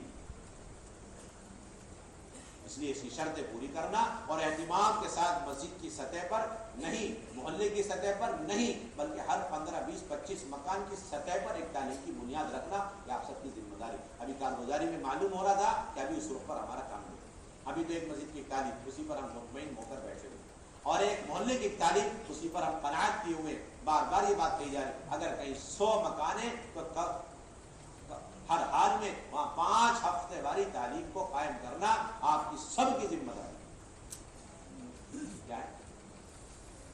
سب کی ذمہ داری۔ ایک مسجد کے اطراف میں 100 مکان ہیں تو ہر 20 25 مکان کی تعلیم کے حساب سے 5 ہفتے والی تعلیم کو قائم کرنا آپ کی ذمہ داری۔ اس سے پہلے آپ ذمہ داری سے بری نہیں ہو سکتے، آپ ایک تعلیم زندہ کر کے مطمئن ہو کے بیٹھ جائیں۔ 10 سال سے ایک تعلیم چل رہی، بڑے خسارے کی، حضرت اس دن فرمانے تھے بھائی چند مہینے میں ایک تعلیم وجود میں لا سکتے، چند مہینے میں ایک وجود تعلیم میں لا سکتے، ایک تعلیم وجود میں لا سکتے، اور یہ بھی کسی یہ ہفتہ واری تعلیم کو زندہ کرنا یہ بھی کسی مخصوص لوگوں کا کام نہیں بلکہ ہر مسجد وار جماعت کی ذمہ داری ہے۔ جیسا آج کل ہم نے اور آپ نے مخصوص جماعتیں بنائی، مخصوص جماعت انہیں حضرات کی ذمہ داری ہے، وہی ہفتہ واری تعلیم اس کی شرطیں پوری کرے، فکر کرے نہیں۔ حضرت بار بار کر چکے اس کام کے لیے مخصوص افراد کی تعیین ہمارے یہاں نہیں ہے، بلکہ امت کے ہر ایمان والے پر جس طرح ذمہ داری دعوت امر بالمعروف کی ایسی ہر ایمان والی پر اس کی ذمہ داری اللہ نے ڈالی۔ کوئی طاقت نہیں، قوت نہیں جو دعوت کے کام میں مردوں کو عورتوں پر مقدم کر دے اور مستورات کو مردوں سے پیچھے کر دے، اور مستورات سے سارے کام اور ساری فکروں کو چھین کر مردوں کے حوالے کر دے، اور مردوں سے بھی نکال کر 3 4 آدمی خصوصی لوگوں کے حوالے مستورات کا کام کر دے، اس کو کوئی حق نہیں، کسی کو حق نہیں۔ ہر ایمان والا اس کی فکر لے، ہر ایمان والے اس کی فکر لے، مسجد کے ساتھ فکر کرے، ہماری اتنی آبادی، اتنے گھر، اتنے مکانات ہیں، اس کے حساب سے اتنی تعلیم ہونی چاہیے، لہٰذا اتنے شرائط ہمیں پورے کرنے ہیں، وہ خود فکر کرے۔ مسجد وار جمع 3 4 آدمی کام نہیں، ہر مسجد وار جمع کر۔ اب شرطیں کیا ہے؟ موٹی موٹی چند باتیں، ایک تو یہ کہ 2 بہن عشرے لگائی بھی ہو اور 3 بہنوں کا ایک ایک مرتبہ سے روزہ لگا، ایک پہلی شرط۔ 5 بہنیں ہونی چاہیے، 2 بہنیں عشرے والی، 3 بہنوں کا ایک ایک مرتبہ سے روزہ لگا۔ اور دوسری بات مسجد وار جماعت مضبوط پختہ ہو جو ہفتہ واری تعلیم کی صحیح نگرانی رہبری کر سکے۔ تیسرے، جس گھر میں آپ تعلیم شروع کرانا چاہتے ہیں اس گھر میں صرف پردے کا انتظام کو دیکھ لیا جائے. اس کے علاوہ اس گھر کی خاتون کا وقت لگا ہوا ہونا ہر کس شرط ہے. یہ نوٹ کر لیں آپ. بہت سے لوگ ابھی تک اس پرانی شرط پر برقرار ہیں کہ جس گھر میں ہم تعلیم شروع کرنا چاہتے ہیں اس گھر کی خاتون کا وقت لگا ہوا ہو 3 دن یا 10 تبھی ہم اس گھر میں تعلیم شروع کریں گے. یہ بات بہت پرانی ہو چکی. اب تو صرف یہ ہے کہ پردے کا نظم ہو سکتا ہے. تعلیم کے دوران مردوں کی عمل دخل نہ ہو, مداخلت نہ ہو. ایسے ہر مکان میں آپ تعلیم شروع کرا سکتے. ان 5 مہینوں کی نگرانی, ان 5 مہینوں کی نگرانی. اور چوتھے, ہفتے یا ضلع کے حلقے کے یا ضلع کے مشورے سے ہفتہ واری تعلیم شروع کی جائے. اور اعمال کیا ہے اس ہفتہ واری تعلیم کے؟ کتابی تعلیم 1 ہفتے منتخب سے, 1 ہفتے فضائل اعمال مع فضائل صدقات کے 1 بینک کے ذمے ہے. اور کنواری بچی جو شادی شدہ, کنواری بچی جس کا سہ روزہ لگا یا عشرہ لگا, کنواری بچی غیر شادی شدہ اگر اس کا سہ روزہ لگ گیا ہے یا عشرہ لگا ہوا ہے, اس سے ہم ہفتہ واری تعلیم میں کتابی تعلیم پڑھوا سکتے ہیں. اس کی اجازت ہو چکی ہے. جسے نوٹ فرمانے آپ حضرات, کنواری بچی ہے غیر شادی شدہ, 3 دن لگ گیا یا عشرہ لگا ہوا ہے, اس سے ہم کتابی تعلیم کرا سکتے, اجازت. باقی اور کوئی عمل کرانے کی اجازت. اور استقبال 1 بینک کے ذمے, اور 6 صفات اور تشکیل, یہ دونوں عمل 1 بینک کے ذمے. 6 صفات اور تشکیل یہ دونوں 1 بینک کے ذمے. اور مہینے 1.5 مہینے میں مردوں کا بیان ہوگا, ہفتے واری مشورے سے طے ہوگا. اور یہ بات بار بار حضرت فرما رہے کہ ہفتہ واری تعلیم کو مستورات کے نقد نکلنے کا عنوان بنائیں. یہ مستورات کے جڑنے کا اور جن کر دین کی باتیں سن کر کے واپس جانے کا ایک سینٹر بن کے نہ رہے. آ رہی ہے, جڑ رہی ہے, سن رہی ہے, جا رہی ہے, نہیں. ہر ہفتے تشکیل قابل میں آنی چاہیے. سہ روزہ کی, چلے کی, عشرے کی, جوڑے, افراد, پوری کوشش ہونی چاہیے. اس لیے پہلے سے ہم مشورہ کریں کہ اس ہفتے جو جماعت بنے گی سہ روزہ عشرے کی یا جوڑے تیار ہوں گے, اسے لے کر جانے والا کون ساتھی ہمارا مسجد کا ہے اسے پہلے سے تیار کر کے ذہنی طور پر, پھر اس کے بعد ہم کوشش کریں گے. اللہ کی ذات سے امید ہے کہ ہر ہفتے جوڑے, جماعت 3 دن کی عشرے کی انشاءاللہ نکلنی شروع ہو جائے. عالم کے تقاضے ہفتہ واری تعلیم سے پورا کرانا چاہتے ہیں. عالم کے تقاضے, کسی ملک کا تقاضا آ گیا, آپ یہ کہیں کہ بس 3 دن 4 دن کا موقع دے دیں, انشاءاللہ اس کے بعد ہمارے یہاں ہفتہ واری تعلیم ہوگی, انشاءاللہ بس اسی سے آپ کو جماعت مکمل کرنا چاہیے. اس سطح پر اپنے کام کو لانا. اور اسی طریقے سے یہ بات بھی اچھی طریقے سے واضح ہو چکی ہے کہ ہفتہ واری تعلیم سے متعلق کہ جتنی کالج اور یونیورسٹیوں میں پڑھنے والی بچیاں ہیں, انمیرڈ بچیاں کالج اور یونیورسٹی میں پڑھنے والی ہاسٹلوں میں رہتی ہیں, اور اس میں ان پر بھی دین کی محنت ہو. اس لیے کہ ساری بے دینی کا جو سیلاب ادھر سے آ گھر گھر کے اندر داخل ہو, پوری عجیب و غریب ذہنیت لے کر کے خواتین کفر, الحاد, شرک اور بدعات, رسومات اور مستشرقیت, مغربیت اور یہودیت, نصرانیت, ساری چیزیں ان بچیوں کے ذریعے سے, جوان بچیوں کے ذریعے سے پھیل رہا ماحول میں معاشرے. ان کے تحفظ کے لیے انہیں ہفتہ واری تعلیم پر لانے کی بات آئی اسی ہندوستان کے دور میں پچھلے ہفتے, بڑے غور و خوض کے بعد. تو یہ بات طے ہوئی کہ بھائی ان بچوں کی ہفتہ واری تعلیم کا نظم مضبوط کیا جائے. اس کے ذریعے سے ان کی اپنی روزانہ کی تعلیم, اور اس کے ذریعے سے ان کا سہ روزہ, اور اس کے ذریعے سے ان کے اندر دعوت کا مزاج اور اعمال دعوت کو لایا جائے. اس کے لیے بتایا ہفتہ واری تعلیم پر کالج یونیورسٹی میں پڑھنے والی ایک ایمان والی بچی کو جمع کرو ہفتہ واری تعلیم. اس کا طریقہ کیا ہے؟ اس کا طریقہ یہ ہے کہ جو بچیاں محلوں میں رہتی ہیں, ریزیڈینشل ایریا ہے وہاں پر رہتی ہیں, تو اس ایریے میں ہماری محنت ایسی ہو جائے کہ اس ایریے اور اس علاقے اور محلوں کے اندر ہم اپنی مضبوط ہفتہ واری تعلیم کی بنیادیں چیزیں قائم کریں. اور جتنی بھی پڑھنے والی بچیاں ہاسٹل کی یہاں آ کر کے رہتی ہیں کرائے پہ, ان ساری بہنوں بچیوں کو ہفتہ واری تعلیم پہ لائیں, اور اس کے ذریعے سے ان کے اندر عبادت, سنت, شریعت, فرائض, پردہ اور معمولات پر لانا, اور ان کی تشکیلوں کو قابو میں لانا. یہ پہلا ہوگا. 100% احاطہ کرنا ہے, 100% احاطہ. بلکہ اگر محلہ ایسا ہے کہ وہاں پر زیادہ ایسی بچیاں ہیں اور ہمارے چند مکانات لیکن ہفتہ واری تعلیم نہیں, تو جلدی سے جلد اس محلے میں جو فیملیز ہیں ان کا جلدی سے روزہ عشرہ لگوا کر کے, شرائط پورے کر کے فوراً ہفتہ واری تعلیم کی بیس بنیاد ڈالیں, تاکہ اس محلے میں رہنے والی ساری بچیوں کی ہفتہ واری تعلیم میں شرکت ہو. اور دوسری صورت یہ کہ ہاسٹلوں میں, کالجوں کے اندر بچیاں رہتی ہیں, باہر نہیں رہتی, تو یہ بات حضرت نے واضح کر دی, ان بچیوں کو کسی قیمت پر کالج اور ہاسٹلوں سے باہر نہیں لانا. آپ کو تعلیم کے عنوان سے اندر ہفتہ واری تعلیم کی بنیاد ڈالیں. کہاں کریں؟ اندر ہفتہ واری تعلیم کی بنیاد ڈالیں. تو اب اندر تعلیم کی بنیاد ڈالنے کی 2 راستے حضرت نے بتایا. تھا. ایک تو یہ کہ اندر کوئی فیملی سے جیسے مختلف ملازم ہوتے فیملیوں کے ساتھ رہتے مسلمان ملازم ہیں یا میاں بیوی ہیں وہ دونوں وہاں پر لیکچر ہے پڑھا رہے ہیں تو ان پر محنت کر کے جلدی سے جلد ان کا وقت لگوائے 10 سے روزہ اور پھر اس کے بعد انہی کے گھر کو ٹھکانہ بنا کر ہفتواری تعلیم کی بنیاد قائم کر کے ان سارے ہاسٹلوں میں رہنے والی بچوں کو ان ہفتواری تعلیم میں لانا اور اس کے ذریعے سے انہیں اعمال دعوت پر لانے کی کوشش کرنا. اور اگر ایسی کوئی فیملی نہیں ہے کیمپس کے اندر تو پھر اس ہاسٹل کالج کے باہر جو فیملیاں ہیں مسلمانوں کی آبادیاں ہیں اس میں جو 2-3 بہنیں مضبوط ہوں وقت لگائے گی اور ہفتواری تعلیم کو اچھی طرح نبھا سکتی ہے سنبھال سکتی ہے. ایسی 2 بہنوں کو ایک ہفتہ مقرر کر کے ایک دن مقرر کر کے پھر ان کو اندر بھیجا جائے اور وہ اندر جا کے کسی جگہ میں پردے کے ساتھ اہتمام کے ساتھ ہاسٹل کے بچوں کو اکٹھا کریں اور پھر تعلیم ہے اور پھر 6 نمبر ہے اور پھر استقبال ہے اور ان کی تشکیل ہے اور ان کو اعمال دعوت کی ترغیب ہے اور اس بات کی ترغیب کہ بھائی جب چھٹیاں ہو ویکیشن ہو تو آپ کو اپنے گھر میں جا کر کے اپنے ماں باپ کے ساتھ 3 دن لگانا 10 لگانا یہ سب کی ترغیب کیا. اب آئندہ آپ کے لیے ایک کام بڑھ گیا ہے کہ اپنے مقام پر جانے کے بعد بڑی تیزی کے ساتھ اس کالج اور یونیورسٹیوں کے اندر یا پھر باہر جتنے پڑھنے والے بچوں کو سامنے رکھ کر کے آپ کو ہفتواری تعلیم کی بڑی تیزی کے ساتھ تعداد کو بڑھا دیں شرائط پورا کر دیں. بھائی کریں گے اس کی فکر. چوتھی تیسری بنیادی بات ہے کہ 100% گھروں کے اندر کوئی گھر ایسا نہیں ہے جس گھر کے اندر یہودیت اور نصرانیت اور اس کے اثرات نہ ہو. تمام گھروں کے اندر یہ چیزیں داخل ہو رہی. اب گھر کے اندر سے اس کو نکالنا اور 100% خالص دینی اور دعوتی فضا اور ماحول کو قائم کرنے کے لیے اللہ نے یہ آسان راستہ دیا کہ آپ مسورات کی جماعت کو ہر گھر میں قیام کریں. قرن اول کے اندر یہ سلسلہ تھا. مدینہ طیبہ میں جو بھی آتا تھا آپ صلی اللہ علیہ وسلم انہیں گھر گھر تقسیم کر دیا کرتے تھے اور وہ ان کا اکرام بھی کرتے تھے اور اس کے ساتھ ساتھ انہیں تھوڑی سی وقت کے اندر پورا دین سکھلا دیا کرتے تھے. قبیلے عبد القیس حضور کی خدمت میں جب حاضر ہوا تو آپ نے مدینے والوں کو حکم دیا. مدینے والے انہیں لے گئے اکرام کرنے کے لیے. ایک دن کے اندر دوبارہ واپس بلا کے کارگزاری لی کہ تم نے اکرام کیسا پایا. تو انہوں نے بتایا کہ خیر اخوان الانوا فروشنا واطابوا مطعمنا وباتوا واصبحوا يعلموننا کتاب ربنا وسنت نبینا. انہوں نے لذیذ کھانے بھی کھلائے گرم بسترے بچھائے اور دن اور رات لگ یہ اصل جملہ ہے دن اور رات لگ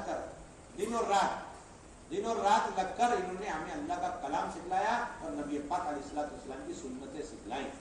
جب گھروں کے اندر دن اور رات کا سلسلہ تو آپ بتاؤ مسجدوں کے اندر 24 گھنٹے کا کیسا سلسلہ ہو. اور یہاں تو ہماری ساری محنت کوشش ہی 2-2.5 گھنٹے کی رہتی. آپ بڑے خوش ہوئے اور پھر ایک ہفتے کا اگلا رخ ان کو بنا کے بھیج دیا. ایک ہفتے کے لیے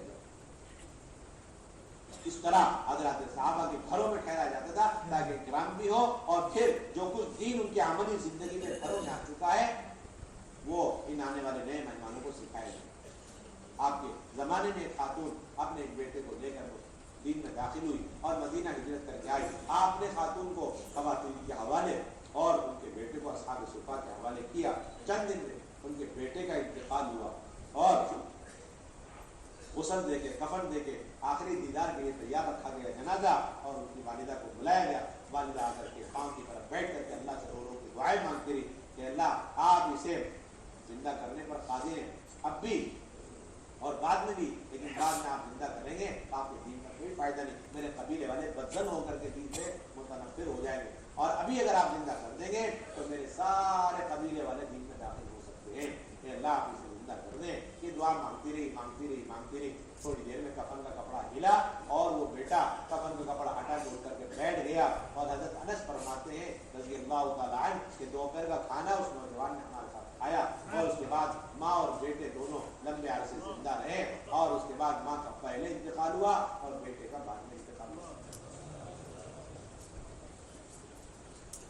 بڑے اہتمام سے حیات الصحابہ میں یہ واقعات نقل کیے حضرت امام صلی اللہ علیہ وسلم. کیوں؟ یہ دکھلانے اور بتلانے کے لیے کہ اس زمانے میں تربیت کا کیا سلسلہ تھا. کس طرح ایک آنے والی نئی سے نئی خاتون کا ان گھروں میں رہنے سے چند دن میں ایسا اللہ سے لنک اور تعلق کہ اپنے مرے ہوئے بیٹے کو زندہ کر لیا. تو اس گھر کی خواتین کا خود اللہ سے کتنا گہرا تعلق ہے اس سے لگائی. یہ بنیادی چیز ہے جسے ہم نے بولا بھی اب تو ایک پروگرام بن گیا گھروں کا قیام, ایک رجسٹر, ایک فائل ہم مینٹین کرتے ہیں, اس کے اندر 15 20 25 مکان ہیں اور فکسڈ پرائس کی طرح فکسڈ ہوم ہے, اس کے علاوہ کسی اور گھر میں قیام نہیں ہوتا. اور شرائط حضرت تو اس دن بڑے افسوس کے ساتھ ایک صوبہ آیا, ان کے سامنے یہ بات حضرت نے کہی تھی کہ آپ لوگوں نے اپنے طور سے اپنے تجربوں سے من گھڑت شرطیں لگا دی گھروں میں قیام کے لیے, جس کی وجہ سے جہنم کی طرف جانے کا, بے پردگی کے دروازے خواتین کے لیے کھل گئے اور جنت میں جانے کے دروازے بند ہو گئے. آپ نے اپنے تجربے سے شرطیں لگا دی گھروں میں قیام کے لیے. حالانکہ یہاں سے بار بار یہ بات کہی جا رہی, پورے عالم کے لیے بات کہی جا رہی کہ صرف پردے کے علاوہ اور کوئی شرط نہیں گھروں میں قیام. میں یہ دیکھنا گھر والی کا وقت لگا کہ نہیں لگا کبھی نہیں دیکھنا, گھر والے کا وقت لگا کہ نہیں لگا کبھی نہیں دیکھنا, اور اس گھر کے اندر کیا فیسلٹیز ہیں, انتظامات ہیں, اس کے دیکھنے کی کوئی گنجائش نہیں. حیادار تو کہہ سکتے ہیں, ہوادار کہنے کی آپ کو گنجائش نہیں. آپ نے ہوادار بات چلا رکھا, حیادار ہو, ہوادار ہو, فنادار ہو, کوئی مشاعرہ تو نہیں ہو رہا کہ آپ مخفف مسجع عبارتوں میں کچھ بھی کہتے چلے جائیں. آپ کو اندازہ نہیں ہوادار کے اس جملے نے کتنے لوگوں کو جہنم کے کنارے پہ پہنچا دیا. وہ محروم ہو گئے ہمیشہ کے لیے. کیوں؟ یہ شرط ہے حیادار اور ہوادار. حیادار تو ہے لیکن ہوادار نہیں. کراس وینٹیلیشن ہمارے یہاں نہیں. اب ہم جماعت کا استقبال کیسے کر سکتے؟ سارے گھر محروم ہو گئے مستورات کی جماعتوں کے استقبال سے. آئندہ موت تک ان جملوں کو چلانے کی گنجائش نہیں. حیادار آپ بول سکتے ہیں, ہوادار کبھی نہیں بول سکتے. ہم تو یہ کہہ رہے اس گھر میں بھی ہم قیام کرانا چاہتے ہیں جس گھر میں قیامت تک کے لیے ہوا کا گزر بسر نہیں ہو سکتا, اس گھر میں بھی ہم قیام کرانا چاہتے ہیں. اور آپ ہوادار کی شرطیں لگا کے امت کی ماں بہنوں کو ہدایت سے محروم کرنے کی فکروں میں لگے. کوئی گنجائش نہیں. 3 کمروں کی شرطیں لگاتے, کوئی گنجائش نہیں. ایک حال ہونا ضروری سمجھتے, کوئی گنجائش نہیں ان سب چیزوں کو دیکھنے. 3 کمرے ہوں گے کیوں ہوں گے, حال ہوگا کیوں ہوگا, کوئی گنجائش نہیں. دور نبوت میں 3 کمرے ہال وال کے سلسلے سے کچھ نہیں تھا. جتنے تنگ مکان میں, چھوٹے مکان میں اور کمزور سے مکان میں, کچے مکان میں جس طرح وہ خواتین رہا کرتی تھی, اسی حال میں تکالیف اور تنگیوں پریشانیوں کے ساتھ, گرمیوں کے ساتھ, سردیوں کے ساتھ, بغیر کسی انتظامات کے آنے والے مہمانوں کو ٹھہرا دیا گیا اور دین سکھلا دیا. ہم تو اس وقت پہ لانا چاہتے ہیں. ان سب چیزوں کو دیکھنا یہ تنظیمی مزاج کی علامت ہے. دعوت کی مزاج سے اس کا کوئی تعلق نہیں. تنظیمی مزاج آپ یہ سب چیزیں دیکھیں. اور گھر کے اندر جمع ٹھہرانا, ابھی تک ایک بڑا طبقہ وہی سمجھتا ہے گھروں کے اندر جماعت کو ٹھہرانا برکتاً برکت کے لیے ہے. حالانکہ حضرت فرما رہے ہیں یہ ابواب ردت کو بند کرنے کے, ردت اور ارتداد کے دروازوں کا بند کرنے کا سب سے بنیادی راستہ ہے گھر گھر کے اندر جماعت کو ٹھہرانا. اور آگے بڑی عجیب بات حضرت نے فرمائی کہ ہم ابھی تک صرف مبلغین جن کا وقت لگا ہوا اللہ کے راستے میں صرف ان کی تشکیل کرتے ہیں, ان کے نام لکھ کے رکھتے ہیں رجسٹر میں کہ ہاں بھائی ان کا وقت لگا, ان کا وقت لگا, ان کے گھر میں جماعت ٹھہرے گی 30-40 مکان. حضرت کہتے ہیں نہیں, اس سے آگے آؤ, مسلی ایک مسلی کی خوشامد کرو, اپنے گھر میں جماعت لے لو. یہ بھی ناکافی ہے امت کے طرف آنے والے بے دینی کے سیلاب کو روکنے کے لیے, بلکہ ایک مسلمان کی تشکیل ہے, صرف اس کا نام عبداللہ عبدالرحمان, اس کے علاوہ اس کا کوئی نام و نشان نہیں, مسجد کے اعمال سے کوئی تعلق نہیں. اس کا ہم خوشامد کریں گے, اپنے گھر میں جماعت ٹھہراؤ. مسلمان کی خوشامد کرنی, اپنے گھر میں جماعت ٹھہرائیے. اس وقت پر گھروں کے قیام کو ہمیں لے کر کے 100% گھروں کے اندر قیام, 100% گھروں کے اندر قیام بغیر کسی شرط.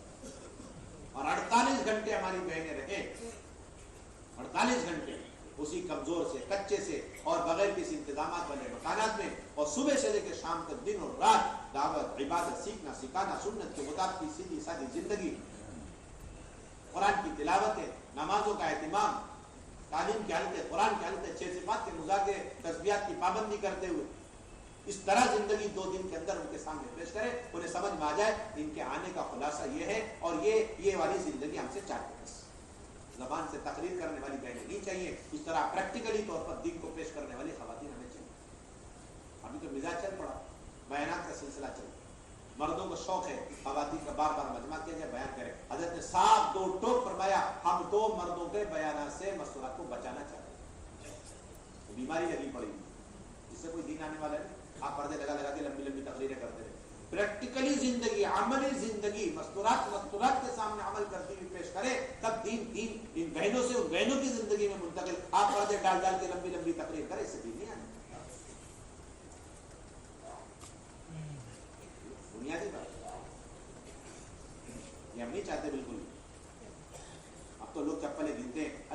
8-10 चप्पलें तो अफसोस होता है हमारा वक्त ज़ाय करवा दिए, और जहाँ 50-60 चप्पलें तो बड़े खुश होते हैं। ये तंजीमी मिजाज है। मजमे को देख कर बात करना अच्छी तरीके से, और 2-4 बहनें और उनकी चप्पलें उन्हें देख करके दिल मुरझा जाना, ये तंजीमी मिजाज दावत से सब कोई ताल्लुक नहीं।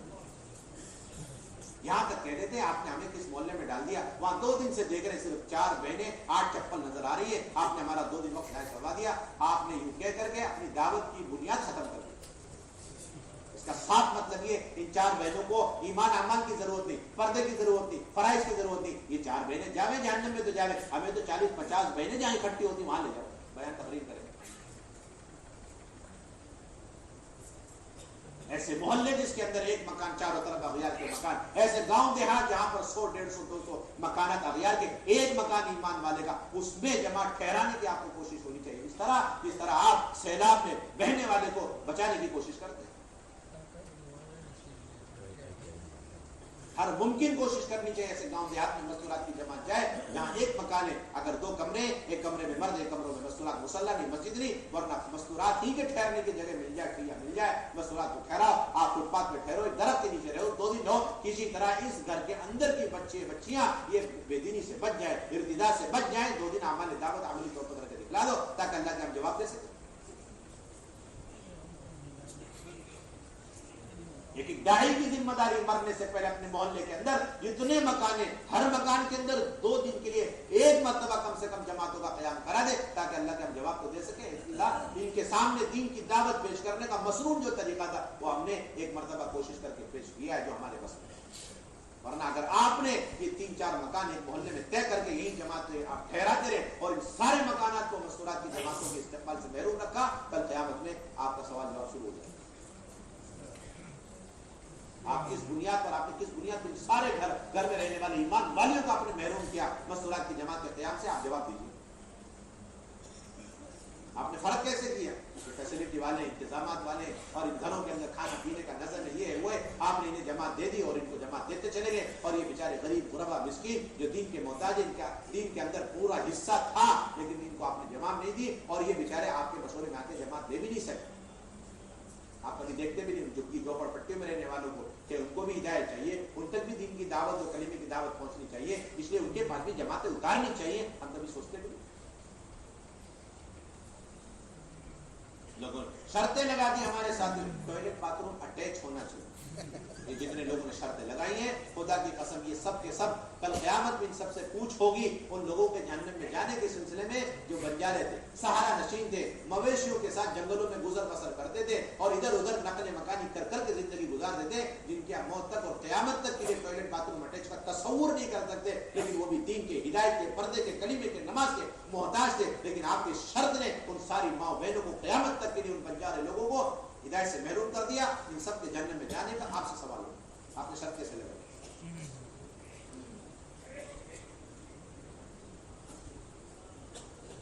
हमें तो बस मकान चाहिए, मकीन हो, मकान हो, बस इसके अलावा हमें कुछ नहीं है। दरवाजे नहीं, चटखनी नहीं, कुंडी नहीं, और कुछ भी नहीं है। किसी किस्म का इंतजाम नहीं, पानी का नजम हम कर लेंगे, बत्ती नहीं है हम वैसी गुजर बसर कर लेंगे, खाने का नजम हमारे जिम्मे। आपको किसी तरह बताओ कि अल्लाह के नबी के उम्मत की शक्ल में ये माएं बहनें किस किस गांव घर और किस झोपड़ पट्टी में हम अपनी खवातीन को 2 दिन ठहराना चाहते हैं। इसके अलावा कोई हमारा जो है प्रोग्राम नहीं। खोजने का मिजाज बने, तलाश करने का मिजाज बने, नुसरतों की बुनियाद पर जमातों का क़याम नहीं हमारे कि यहाँ नुसरत है, यहाँ पर दावत है, यहाँ पर इस्तेमाल है, बहुत बुला रहे और बहुत हमें दावत नामा दिया जा रहा, हम आ जा रहे, ये कोई सिलसिले नहीं हमारे। आज से सारा मजमा आज़म इरादा करे एक एक ईमान वाली को और एक एक घर को, मुसलमानों को तलाश करना और 3 दिन और आशरे की सैरोदा की चिल्ले की जमातों को 2-2 दिन क़याम उन घरों के अंदर करा। हाँ, इतनी बात जरूर है कि जो कमजोर जमातें आती हैं वो सैरोदा के आशरे की, उसके अंदर कमजोर बहनें होती है, उन्हें आप पुराने मकान में ठहराएं ताकि उनकी तरबियत से हो सके। बाकी जितनी चिल्ले की जमात आ रही वो जितना चाहे रोना रोए आपके सामने, हमारी बहनें कमजोर है, आपको कबूल करने की कोई गुंजाइश नहीं। आप कह दो निजामुद्दीन से हमने सुना चिल्ले वाली सारी बहनें मजबूत शुमार होती है, इसलिए कि सबका अशरा लगा हुआ है और सबका 3 मरतबा सैरोदा लगा है, इन्हें तो हर हाल में हम इस किस्म के आप तो ऊंची और आला दर्जे के मज़ामीन दीन ईमान की बातें सुनने, सुनाने, सीखने, सिखाने के लिए आप चाहते हैं कि हमें आला दर्जे के घरों पर ठहराओ और आपके पड़ोस में बेशुमार मकान और मकान में रहने वाली बेशुमार औरतें कलीमे नमाज के लाले पड़े हुए, आपको हम उन घरों में तैयार करना है।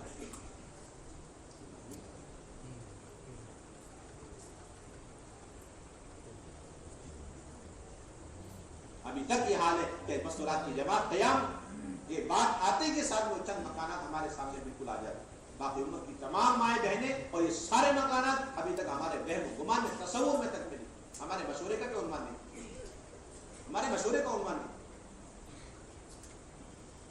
اس لیے بنیادی درخواست آپ حضرات اس امت کے اندر سے، گھر گھر کے اندر سے، اور ایک ایک عورت کی زندگی سے اور اس کے آنے والی نسلوں کے اندر سے بے دینی ختم ہو اور دین کی بنیادیں پڑ جاوے۔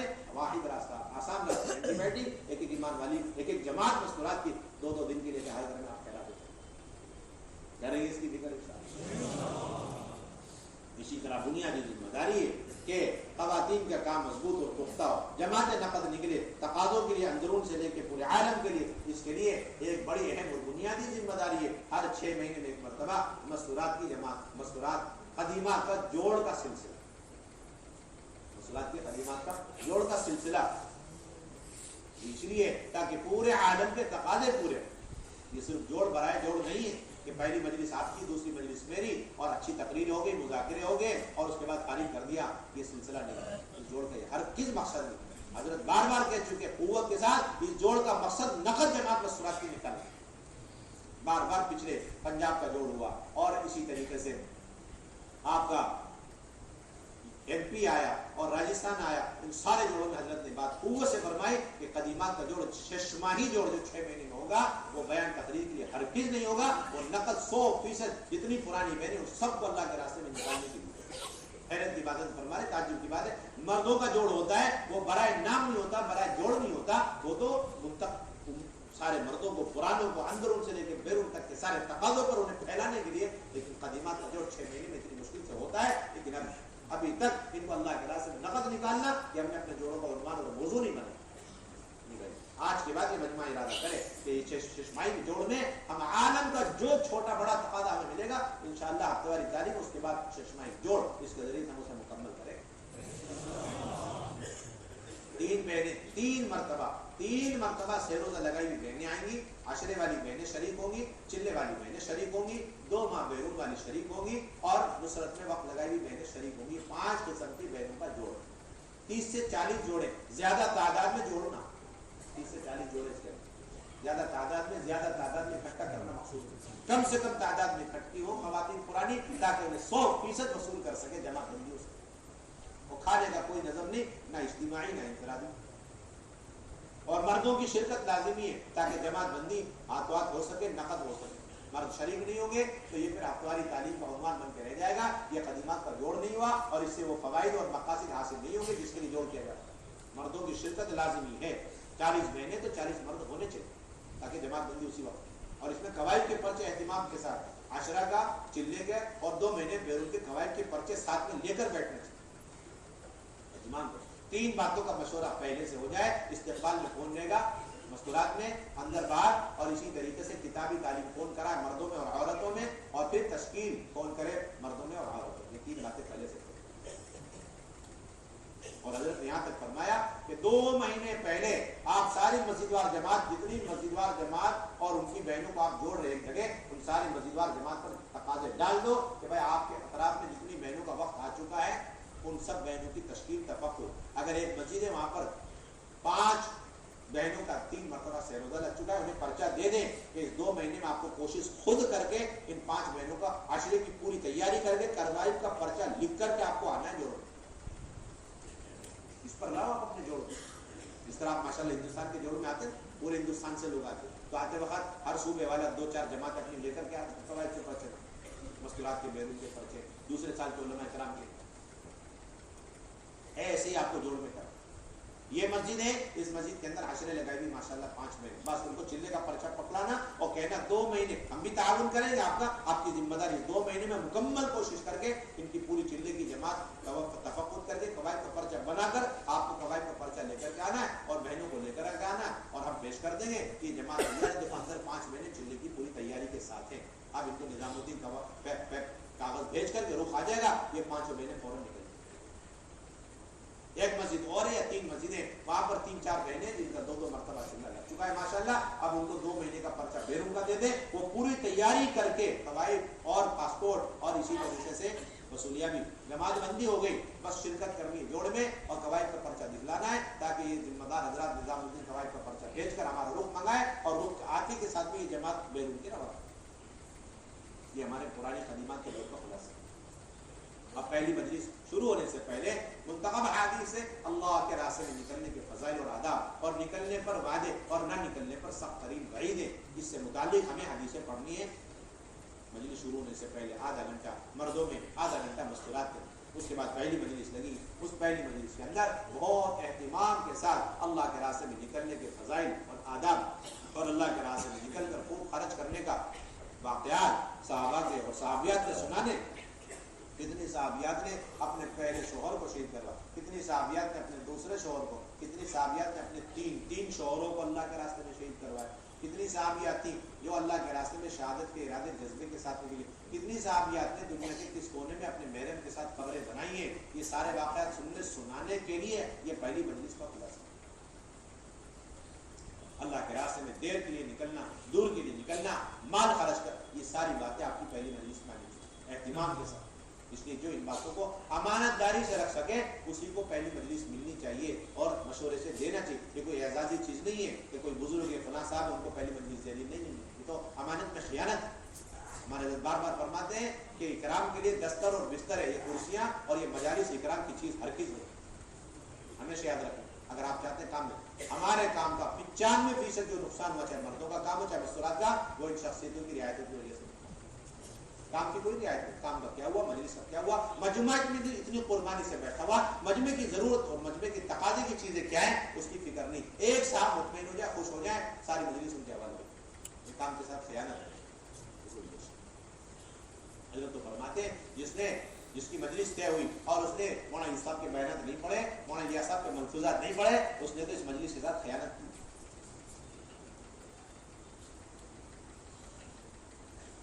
اللہ نے بڑوں پر ان کی قربانی پر قرآن حدیث کی روشنی میں اس کام کے ایسے اصول ضابطے بالکل موتی کی طرح نکال کے رکھ دیے کہ ان قربانیوں کے بغیر یہ چیزیں نکل کر سامنے نہیں آتی۔ اس لیے ان کا نقل کرنا اور اس کو پیش کرنا یہ کام کے معیار کو اصول کو سمجھنے کے لیے بنیادی شرط، اس لیے پہلی مجلس مقصد۔ اور اس کے بعد دونوں جگہ تشکیل کا کام شروع ہو، 2 مہینے عشرہ چلہ نام لکھیں اور نفقہ متعین کریں، تاریخ متعین کریں، وصولیہ بھی جمع ہو، اور پھر دوسری مجلس کے اندر اہتمام سے گھر کی تعلیم سمجھانی، ہفتہ واری تعلیم سمجھانی، اللہ کے راستے میں ترتیب سے نکلنا، تقاضوں پر نکلنا، اور اسی طرح 100% مکانات میں مستورات کی جماعتوں کو قیام کرانے کی ترغیب دینا۔ بلکہ اس بات کی آپ فکر کریں، کوشش کریں ہر ضلع میں، ہر گاؤں میں، ہر حلقے میں 10 15 20 25 خواتین ایسی زائد اسٹیپنی کے طور پر تیار رہا کریں تقاضے پر کہ کبھی بھی اس ضلع اور ضلع کے باہر گاؤں قریے سے کوئی بھی جمع سیر و داشتہ کی تیار ہو جائے تو اس کے بعد تو فوراً یہ جوڑا ہمارا پرانا اسے لے کر کے چلے جائے۔ آج کے بعد ان جوڑوں کو کینسل کرنے کے مشورے کے لیے ہمیں بیٹھنے کی ضرورت نہ پیش ہے۔ تقاضے ایکسٹرا تیار رہنے چاہیے، تقاضوں پر جوڑے تیار رہنے چاہیے۔ اور یہ بات بھی یاد رہے کہ اگر کوئی قصبہ ہے اور وہاں پر صرف 3 دن لگائی ہوئی پہنے ہی 30 40 ہے، عشرے والی نہیں، چلنے والی نہیں ہے، ان کا جوڑ آپ ہر 6 مہینے میں مستقل اسی قصبے میں کریں گے، نہ ان کا جوڑ چھوڑنا ہے نہ ان کو شہر میں لے کر جانا، نہ ان کا جوڑ چھوڑنا نہ انہیں شہر میں لے کر جانا، ان کا جوڑ سیپریٹ مستقل ہوگا ہر 6 مہینے میں، تاکہ وہ ساری 3 دن والے عشرے میں نکلے۔ اور اسی طرح 30 40 جوڑے نہیں ہیں، صرف 10 15 ہی ہیں، تو ان کا بھی مستقل جوڑ ہوتا رہے۔ یہ دونوں باتیں آپ کے ذہن میں رہنی چاہیے۔ اب آپ غور کریں گے تو پتہ چلے گا بے شمار قصبے گاؤں دیہات ایسے ہیں کہ وہاں پر جوڑ ہو سکتے تھے لیکن ہم نے جوڑ نہیں کیے، نہ ان خواتین کو اپنے پاس بلا سکے اور نہ ہی ہم نے جوڑ ان کے گاؤں میں جا کے مستقل کیے۔ اگر صرف 3 دن لگائی ہوئی پہلے کسی گاؤں قصبے میں 30 40 ہے، ان کا جوڑ مستقل ہوتا رہے گا تاکہ سب کا عشرہ لے۔ اور کسی گاؤں میں صرف عشرے والی بہنیں ہیں، ان کا جوڑ بھی مستقل ہوتا رہے گا تاکہ وہ آگے بڑھتی چلی جائے، چلہ لگائیں بیرون لگائیں۔ وہ کہیں 40 50 ہے ان کا بھی جوڑ، اور اگر کہیں پر صرف 10 15 بہنیں ان کا جوڑ مستقل ہو۔ دعوت کی سنتوں میں اہم ترین بنیادی سنت ہمیں یہ ملتی ہے کہ حضرات صحابہ جس طرح اللہ کے راستے میں اپنی جان و مال کو لے کر دور کے لیے دیر کے لیے نکلا کرتے تھے، بیعین اسی طریقے سے صحابیات اللہ کے راستے میں دیر اور دور کے لیے نکلا کرتے، اور نکل کر جتنی تکالیف ناگواریاں صحابہ نے برداشت کری وہ ساری تکالیف ناگواریاں صحابیات نے برداشت کری. اور اللہ کے راستے میں نکلنے میں جو مال مردوں نے خرچ کیا ویسے ہی مال خواتین نے خرچ کیا. مولانا یوسف رحمۃ اللہ علیہ بار بار تاکید سے فرمایا کرتے تھے کہ اللہ صحابہ رضی اللہ عنہ اجمعین کے مال کا سب سے اہم اور سب سے بڑا مصرف ہمیں سیرت میں اللہ کا راستہ ملا. سب سے زیادہ صحابہ نے اپنا مال جو لگایا وہ اللہ کے راستے میں, پورا کا پورا گھر خالی کر کے جھاڑو مار کے لا کر کے پیش کر. اسماء رضی اللہ تعالی عنہ زبیر کو اللہ کے راستے میں بھیجنے, اپنے شوہر کو گھر میں کھانے کو نہیں کچھ بھی نہیں سارا انتظام کر کے بھیج دیا مکمل. کہتے گھر میں کچھ نہیں تھا کھانے اور مجھے اتنی شدید بھوک لگی. میرے سامنے والی پڑوسن یہودی عورت, اس کے گھر میں شوہر نے بکرا کاٹ کر کے سالن پکایا, اس کی مہک سے میرے اندر بھوک کی شدت اور بڑھ گئی. میں گئی آگ لینے کے بہانے سے تاکہ وہ میری بھوک کو سمجھ کر کے مجھے کچھ دے دے. اس نے مجھے آگ دے کے واپس لوٹا. میں آئی, آگ کو بجھایا, پھر گئی. اسی طرح اس مرتبہ وہ سمجھ جائے میری مجبوری اور کچھ گوشت سالن دے دے. اس نے اس مرتبہ تھوڑا اور آگ زیادہ دیا, واپس کر دیا. تیسری مرتبہ گئی, اس نے تیسری مرتبہ اور زیادہ بھر کے آگ دے دی. میں آئی اور اس مرتبہ اس آگ کو بجھا کر روتی رہی. اتنے میں اس کا شوہر یہودی آیا. اس نے آ کر کے سب سے پہلے سوال کیا, سامنے جو عربن عورت ہے اس کو تم نے اس گوشت سالن میں سے دیا کہ نہیں دیا؟ جب تک اس میں سے نہیں دو گی اسے لے جا کر میں اس میں سے کچھ نہیں کھاؤں. یہ مثال ہے. اس طرح خواتین اپنا سب کچھ اپنے شوہروں کو دے دے کر اللہ کے راستے میں, اور خود ہی اللہ کے راستے میں جب جاتی تھی تو 2 سال بعد واپس آیا کرتی. حضرت اسماء رضی اللہ تعالیٰ, صحابیات کا نکلنے کا معیار تو ہم نے دیکھا ہی نہیں آج تک. ہم تو اسی کو معیار سمجھ رہے, ہر تیسرے مہینے میں سہروزہ لگا لو, سال کا عشرہ لگا, 3 سال میں ایک مرتبہ چلہ لگا. یہ معیار, یہ تو معیار تک پہنچنے کا معمولی سا ایک راستہ ہے. اصل معیار صحابیات کا خروج ہے. اصل معیار کس کا خروج؟ اصل معیار تو صحابیات کا خروج. صحابیات کے خروج میں کیا ملتا ہے؟ صحابیات کے خروج میں ملتا ہے کہ وہ 10 سال اللہ کے راستے میں وقت لگا کر آئی. صحابیات کے خروج میں معیار ملتا ہے 7 سال اللہ کے راستے میں وقت لگا کر کے آئی. اسماء بنت عمیس رضی اللہ تعالی عنہ 7 سال حبشہ میں رہی اور واپس آئی اور حضرت حفصہ کو ساری کارگزاری سنانے لگی. حضرت عمر نے آ کر کہا, ارے یہ حبشیہ عورت ہے جو ہجرت کر کے حبشہ گئی, کہ ہاں وہی. تو کہنے لگا حضرت عمر کہ حبشیہ حضرت اسماء بنت عمیس سے کہ تمہاری ہجرت سے ہماری ہجرت افضل ہے اور ہم لوگ تم سے اللہ کے نبی کے زیادہ حقدار, تمہارے مقابلے میں اللہ کے نبی کے زیادہ حقدار. یہ سن کر حضرت اسماء بنت عمیس رضی اللہ تعالی عنہ نے عرض کیا, عمر یہ بات تمہاری سراسر غلط ہے, اس لیے کہ ہماری ہجرت افضل تمہاری ہجرت کے مقابلے میں, کیونکہ تمہاری ہجرت مدینے کی ہجرت تھی جو قریب کا علاقہ, ہماری ہجرت حبشہ کی ہجرت تھی جو دور کا علاقہ, اور تمہاری ہجرت میں اللہ کے نبی ساتھ میں تھے اس لیے مجاہدہ کم تھا. ہماری ہجرت میں ہمارے ساتھ کوئی نہیں تھا اس لیے ہمارا مجاہدہ ہماری ہجرت میں زیادہ تھا, اور ہماری ہجرت دشمنوں کے علاقے میں, خوف کے علاقے میں. تمہاری ہجرت پرامن علاقے میں, انصار چاروں طرف سے نصرت لے کے گیا. ہماری ہجرت میں ہمیں کوئی سکھلانے والا عالم نہیں تھا ہمارے جاہلوں کو. ہماری ہجرت میں اللہ کے نبی سکھلانے والے ہر وقت تیار. کسی بھی آدمی کو کوئی مسئلہ پوچھنا ہوتا وہ اللہ کے نبی کے پاس جاتا, اللہ کے نبی علم ہوتا سکھلا دیتے, نہیں ہوتا فوراً وحی آتی, جبرائیل امین اس کو سکھلانے کے لیے مسئلے آسمان سے لے کر کے آ جاتا.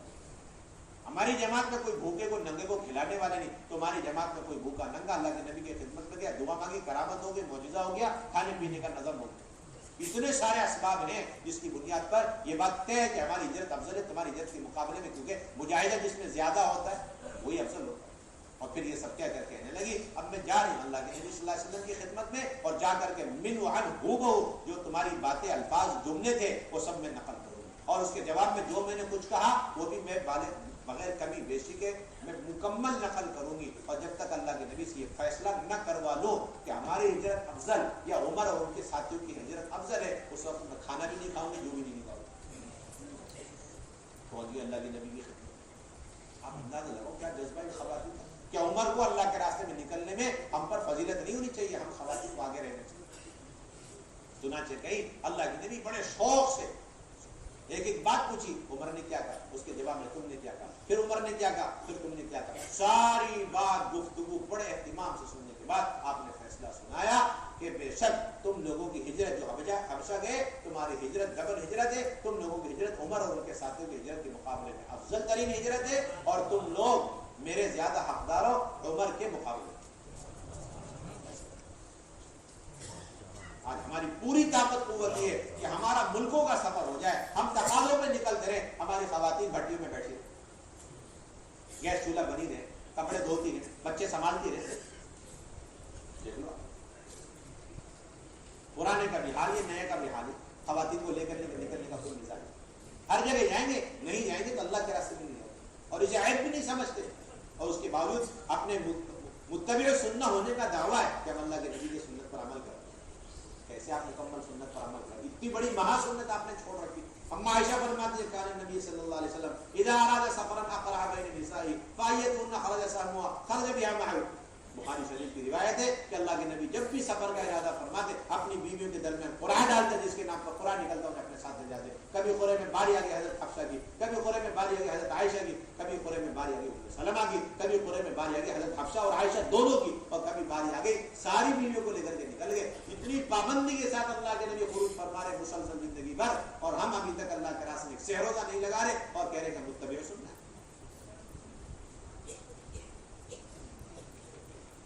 کام تو ہم نے ابھی تک آدھا ہی کیا ہے. جو مردوں کا کام کر رہے ہیں مستورات کا, ان کے وہم و گمان میں نہیں ہے, ان کا کام ہے ادھورا ناقص. مشورے اٹھا کے ہم دیکھ لیں, اپنی ملاقاتیں اٹھا کے دیکھ لیں, مشورہ ہو رہا ہے 1 گھنٹے کا, 1.5 گھنٹے کا, جوڑ ہو رہا ہے 2 گھنٹے کا, 3 گھنٹے کا, سارا زور, ساری طاقت, قوت, ساری فکریں, ساری رائے, سارے مشورے کسی طرح وہ اعمال اچھے ہو, مضبوط ہو, زندہ ہو, جس سے مردوں کو ہدایت مل جائے, مرد ایک ایک جہنم سے بچ کے جنت میں چلے جائے. کبھی ہم ان مشوروں کے اندر, ان جوڑوں کے اندر, ان ملاقاتوں کے اندر ان اعمال کو بھی زندہ کرنے کی اتنی طاقت, فکریں, کوششیں, رائے لگاتے ہیں جس سے ایک ایمان والی جہنم سے بچ کر کے جنت میں چلی جائے, ہر خاتون جہنم سے بچ کے جنت میں چلی جائے. اور پھر کہتے ہیں ہمارا مشورہ نہج نبوت پر ہے. یہ تو آپ کا نہج نبوت سے ہٹا ہوا مشورہ ہے, جس کے اندر آپ امت کے صرف مردوں کی فکریں کریں اور امت کے اتنے بڑے طبقے خواتین کو آپ چھوڑ دیں. آپ کا مشورہ نہج نبوت سے ہٹا ہوا. آپ نے امت کے طبقے میں تفریق کر, امت کے اس طبقے کے امت کے اندر آپ نے تفریق کر دی. یہ مرد مستورات ہیں, مردوں کا کام ضروری ہے, مستورات کا کام ضروری ہے. آپ ثابت نہیں کر سکتے قیامت تک کوئی اللہ کے نبی کے زمانے میں ایسا مشورہ ہوا جس میں صحابہ اور اللہ کے نبی موجود ہو, اور اس مشورے نے صرف اور صرف اس امت کے مردوں کو جہنم سے نکال کر جنت میں لے جانے کی فکریں کی گئی ہوں, اور اس مشورے میں خواتین کو بالائے طاقت رکھ دیا گیا, اور ان کے پردے, ان کے سنت شریعت اور ان کے فرائض کو زندہ کرنے, انہیں جہنم سے بچا کر جنت میں لے جانے کی فکریں نہ کی گئی ہوں. آپ سیرت میں ایک مشورہ ایسا ثابت نہیں کر سکتے. آج ہمارے مشورے کے مشورے اسی بنیاد پر ہے, ہر وقت مردوں کی فکر مستوراتی کوشش کرتے. خروج کی جو اہمیت ہمارے نزدیک مردوں کی, خواتین کی اس میں عشر عشر کی کوئی اہمیت نہیں. یہ کہتے ہیں مردوں میں خروج پابندی سے اپنے معمول والا بھی ہو رہا, تقاضے والا بھی ہو رہا. یہ معمول والا بھی مردوں کے ساتھ, تقاضے والا بھی مردوں کے ساتھ, اندرون والا مردوں کے ساتھ, بیرون والا مردوں کے ساتھ, لمبے خرچ مردوں کے ساتھ, مستورات گھر بیٹھے.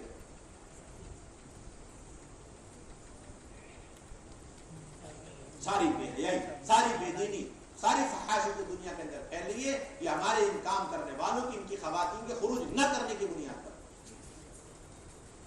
ساری بے حیائی کے پھیلنے اور زندہ ہونے, پھیلنے کا بنیادی سبب آپ اور آپ کی وہ خواتین ہیں جن کو پابندی کے ساتھ اللہ کے راستے میں نکلنا چاہیے.